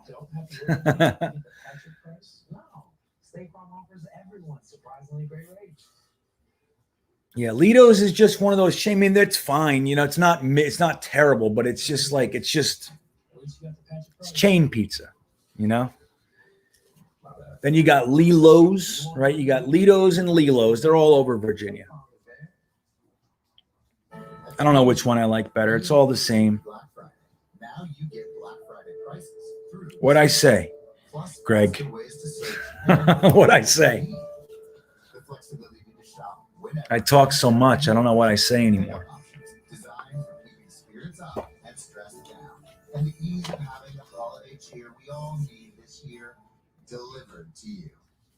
So Thor, is the first Lido's, is it like different? Like, so, that happens sometimes. Like the original place is like, then there's like the chains, a big corporation comes in and they kind of mass spread it, but the first one maintains some of that character. Is that what happened there? Edge rusher. Gotcha, Greg. Yeah, I'm telling you, the first pick is going to be a quarterback, unless like my draft coming out. As soon as my editor's done, I'll let you guys know on Instagram and Twitter and everything else. But so I wanted my draft, my crazy draft. Like I told you, I released my draft with Sam Darnold at quarterback, my draft taking Trevor Lawrence, but I'm doing my other one. And I'm going to do another one too, but this one I'm waiting on because I made a whole video on it and the whole thing. And it took some work. It's a little bit more entailed of, he's running it out. Look at this. Come on. Good return. I want to see Sam Darnold throw a nice touchdown to Mims right now. Gotcha, Thor. I'm with you. What was I saying? Oh, but that all said, I think we're taking quarterback first. I could see right tackle in the first with the second first, but I really think it's going to be wide receiver. I don't think Joe Douglas is going to play this game anymore. I think it's going to be wide receiver, or if Travis Etienne or Najee Harris are there with the first pick in the second, I think we're taking one of those guys. That's what I think. But I think out of all those, if there's any defense coming in, it's an edge rusher, depending on how well the edge rushers slip. Because, there's a, oh my God, Sam. Dude, Sam's in trouble. Sam is in trouble, guys.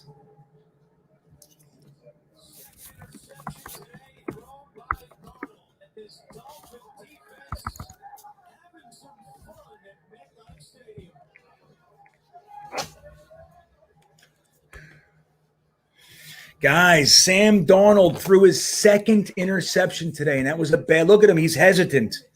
That's where you throw it. Ah, damn it. It's a bad pass, man. Or he should have floated it.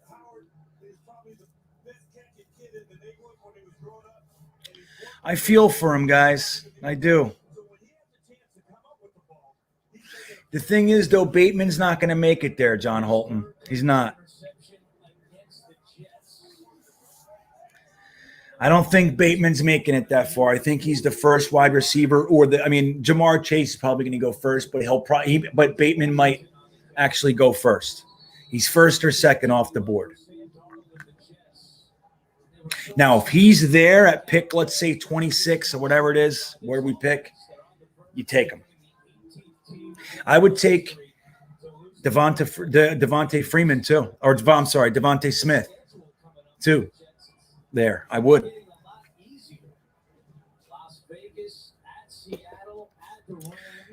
You guys want to do a mock? Huh.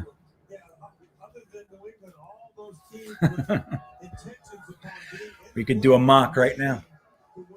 I don't know. It might be a pain in the ass.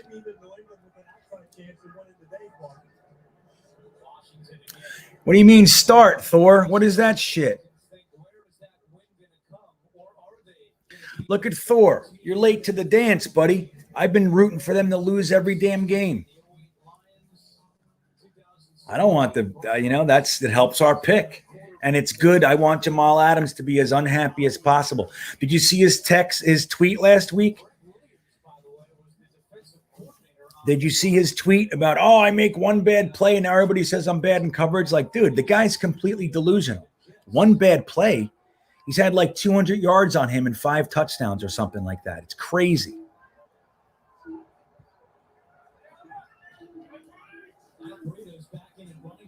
Yep, this is real.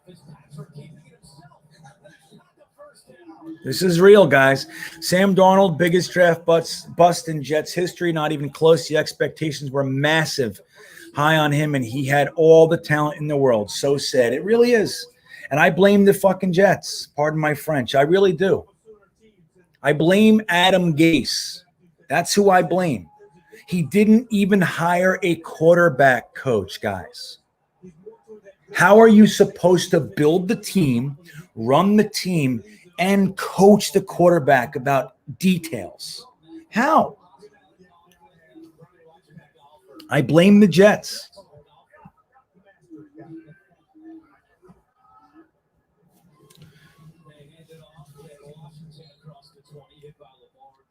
Yep, solo Marco Polo. That's what we're talking about, buddy.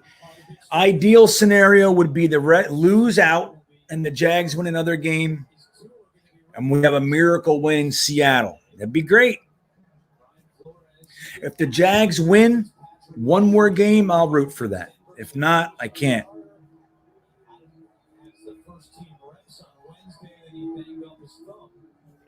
So what's the score of the Jags game? It's 27-19. Dude, they're 8 point. Oh, man, if they score, where are they? Got the ball. How much time is left? 3:50. They can do it. Let's go, Mike Glennon. Let's go.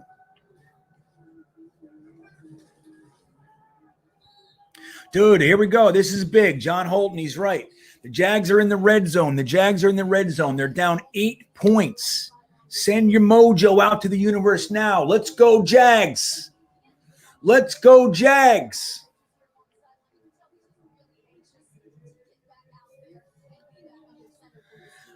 Let's go, Jags.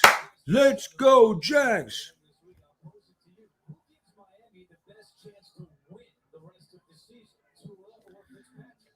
Now, let me tell you. So Greg Tarr's asking a question. Do we root for the Jets to beat Seattle? No, unless there's a buffer.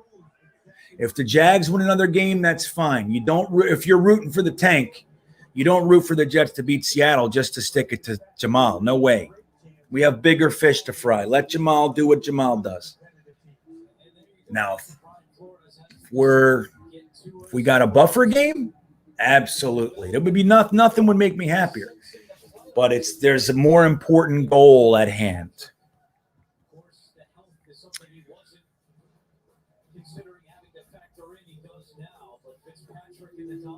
As Demonic says, 0-11, everybody. We're there. 20-3. And Adam Gase's offense with Sam Darnold at the helm cannot manage more than 3 points. That's what's going on here, guys. So here we go, though. Send mojo to the universe now, guys. Jags are in the red zone, down 8. Let's go. Jags, Jags, Jags, Jags.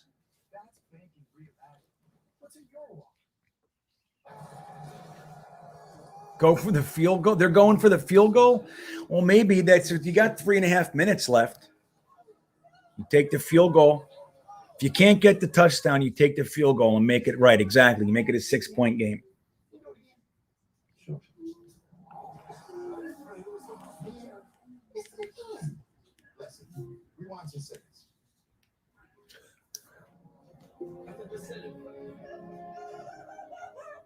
For all of us who weren't born yesterday, there's Consumer Cellular, where you get exceptional value like talk, text, and data for only $20 a month and connect to 99% of the U.S. population. Premium. What's the score of the Vikings game? Go online or find us at Target. Football was a passion. Right. We need the Vikings to win. Isn't that right? Some optometrists that watches a lot of football. Best made for football. Watching. That's a good question. Chris P98 has a question.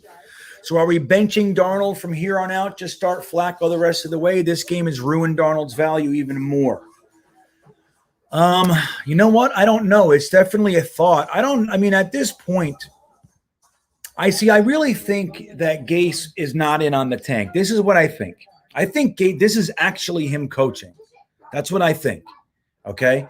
He's trying to win. He's trying to have that same resurgence that he had last year. Remember, we were talking about 6-2 at the end of the year. So if some balls would have bounced the right way, we'd have made the playoffs, all that kind of stuff. It was a really good rallying cry, something to build on. So he's trying to do that again, justify his existence. See, when the receivers came back and everything like that, then I could coach. Then I had a real team and everything. So I don't think that we're going to see them bench Sam Darnold. Maybe if he has another clunker next week, maybe. But I don't see it, man. I don't know. That's a tough one. What do you guys think?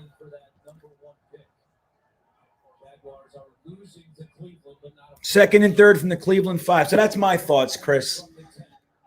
I'm not sure exactly.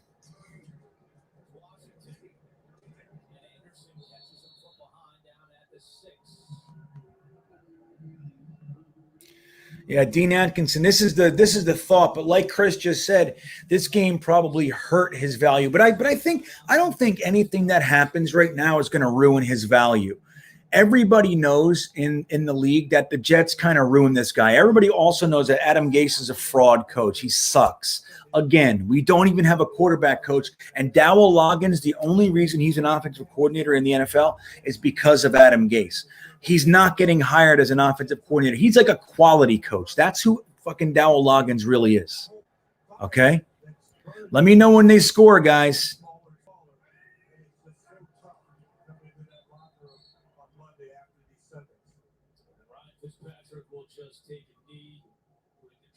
Right, Chris. I agree.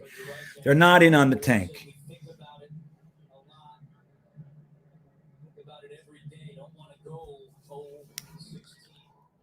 Bonus coverage coming up here on CBS. Dolphins fans keeping a close eye on that one. Entering the day one game behind Buffalo for the lead in the AFC East. Yeah, Jan Mitchell, you're right. See, this is the thing. Look, this game's over. 0-11, everybody. We did it. We did it. Now, this sucked. I wanted to see a little bit better from Sam Darnold, actually. It sucks, man. I like him. I do. But the Jags scored. What did they score? A touchdown? We're gonna stay going here.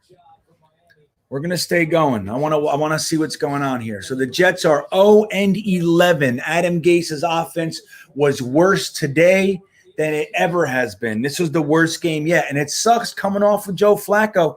We've been scoring some points. Look at Fitzy and oh, that's not Greg Williams. Who's that?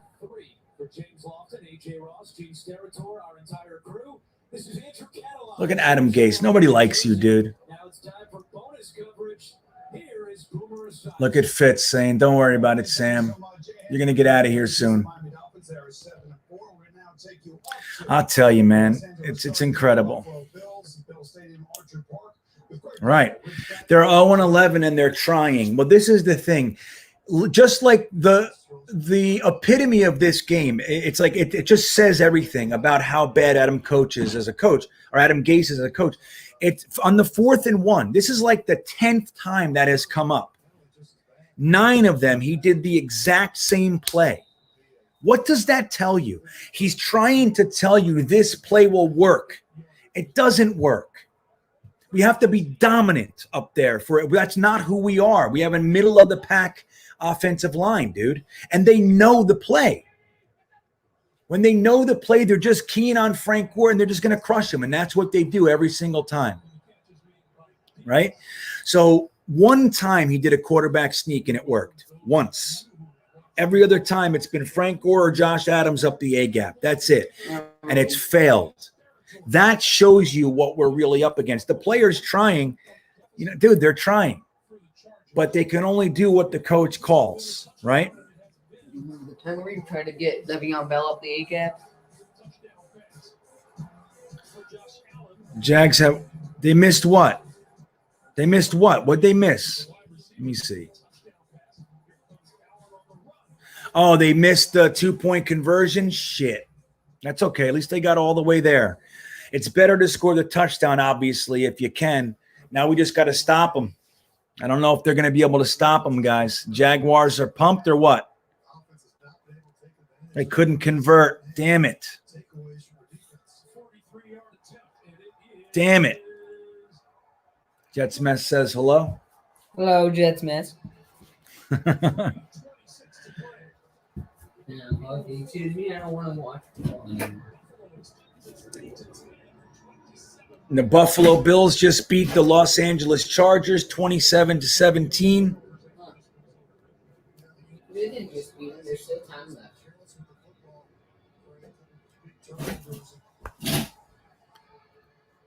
Play like a Brown. Let's go, Browns. It's time for you to choke. Wish I could watch it, man. I don't have anything going. I need you guys. I need you guys, man. Yeah, Sean Dog, welcome. The Jets do suck, but it's what we want, buddy. It's what we want. Parker Dugan's here. You want to win? I'm sorry, but I'm losing faith in Darnold. Yeah, man, I'd say that's right where we all are. Darnold had a rough game, guys, especially coming on the heels of how Joe Flacco has played these last few weeks. I mean, he sucked. He had a 9.4 quarterback rating at the half. You need to lower that, please. You need to lower that. 9.4 quarterback rating at the half, but his second half, he came back, right?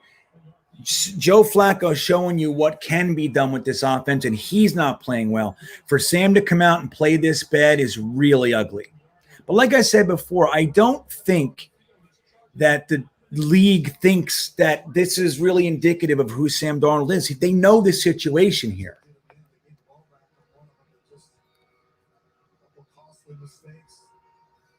Oh, Chris, you got, dude, it's ours. We should have that. Get out of the way, please. I want us to not only be the third 0-16 team in the league, ever in league history. I want to be the worst one of all of them.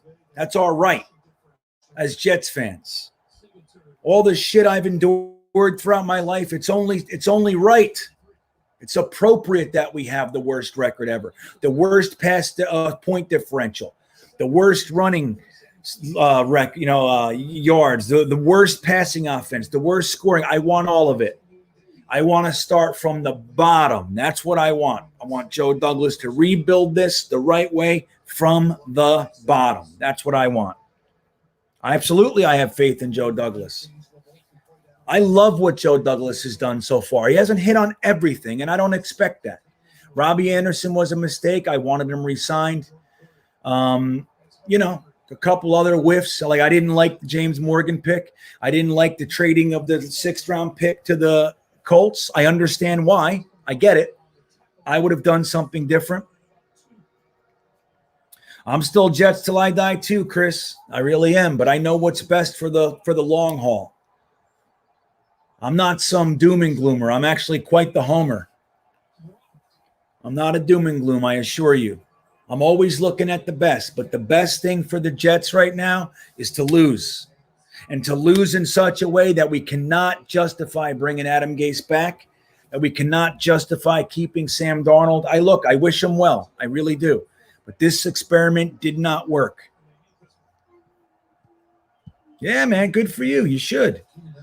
I'm with you, Chris. We're on the same team, buddy. I assure you.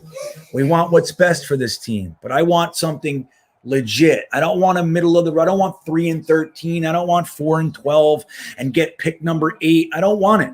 I want number 1 pick we have the world at our feet. We can decide what to do with it. Joe Douglas, I trust him. I love what Joe Douglas has done. Anybody complaining about Joe Douglas is nitpicking. You're looking at little things to complain about. The guy's done an amazing job. Look at Mekhi Becton. Look at Denzel Mims. Look at Bryce Hall. Look at Braden Mann. Look how much of our draft class is starting. It's incredible.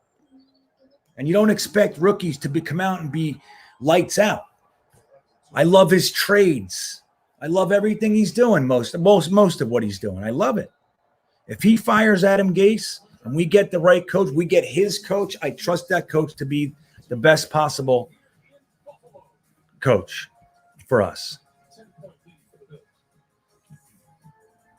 No fees or minimums on checking and savings. That's right. Banking with Capital It's One. only right. The easiest decision in the history of decisions. It's only right that we're the worst team ever. We've earned it. We've earned it. Now, we're not firing Gase till the end, guys, till the end of the season. Remember, the Jets have never done it. And I don't see them doing it now, especially because Joe Douglas and Gase are friends. They're going to do the respectful thing. What's in your wallet?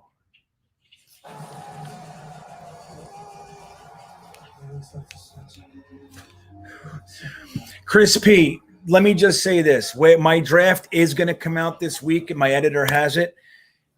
You're going to like it. And then you'll know my feelings on exactly what you're asking. But I think we should take Trevor Lawrence. If we're at pick number 1, in my opinion, you just take him. But you'll see what I'm thinking my draft. It's going to be fun, man. It's berserk what I do. 2 minutes remaining. What's going on in the Cleveland game? Brown's got the ball. What down is it? Football was a passion that turned into an obsession until one day. Did the Cleveland Browns just kick a field goal? That watches a lot of football. New England won. Yeah, it would. It would be great to make the playoffs. There is a bit of an issue with our neighbor's fencing. Yeah, well, I think Rex Ryan was a good coach, man. The thing is, we gave him too much control over the personnel decisions. And he doesn't know how to do that. He's like one of those stubborn kind of, thick-headed guys. He thinks he can get anything out of anybody, like drafting Quentin Copels. The knock on him was that he was lazy. And what did we see? The kid had all the talent in the world. When he turned it on, he was unstoppable. But he was lazy, and that's why everybody passed on him, and we took him. Rex thought, I can get him. What's up from Germany? Let's say hello to Lickety Split. Oh, I like it. Lickety Split. I'm in. I like that.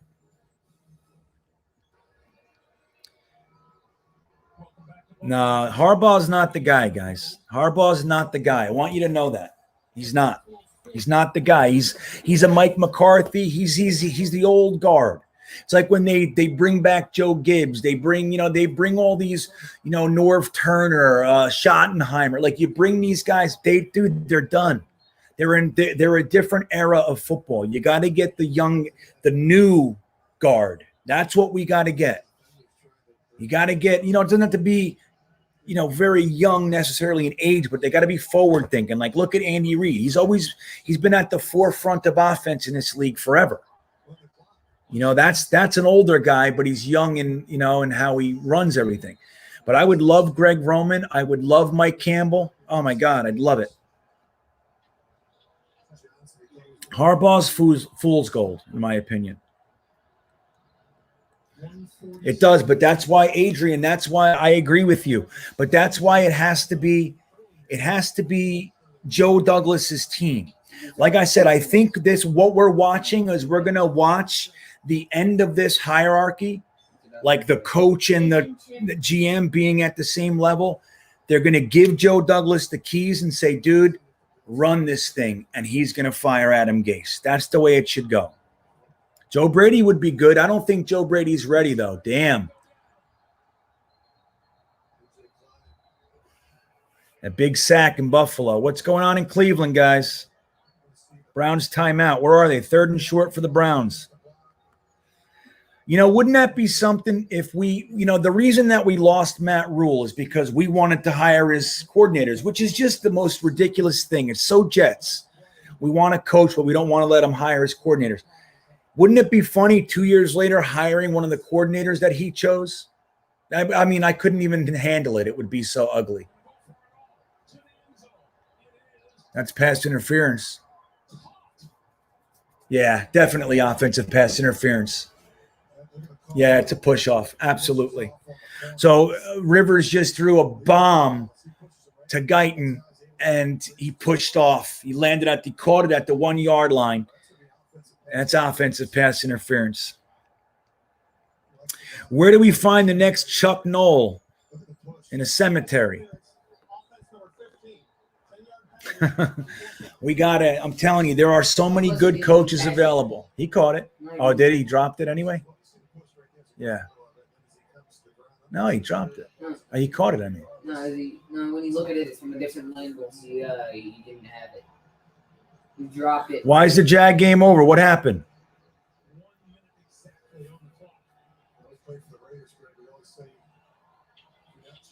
What happened in the Browns game?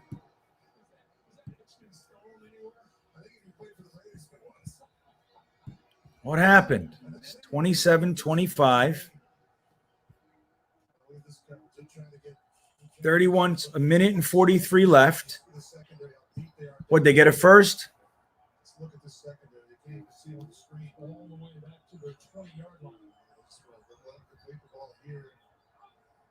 Who was holding? Who was the guy holding? Was it Wills? I would love it if it was Jedrick Wills. Oh my God, Joe is look. Oh my God, no, he didn't make it. Dude, hey, they threw another bomb, but there's 40 seconds left.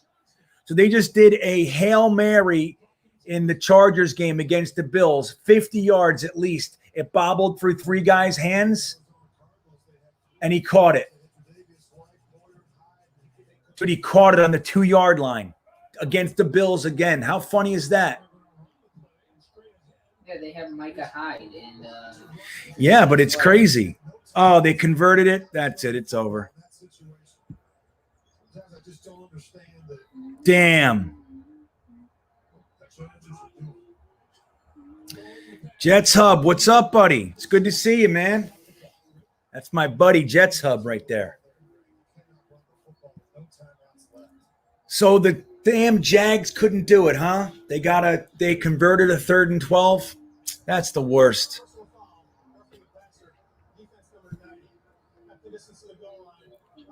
This Buffalo game's crazy, guys. Oh my God. Yeah, that's a flag. They dove at his knees. Took him down by the knee. And Quentin Jefferson. Well, I think I said Rivers before. I meant to say, I'm so used to seeing Rivers in a Chargers helmet.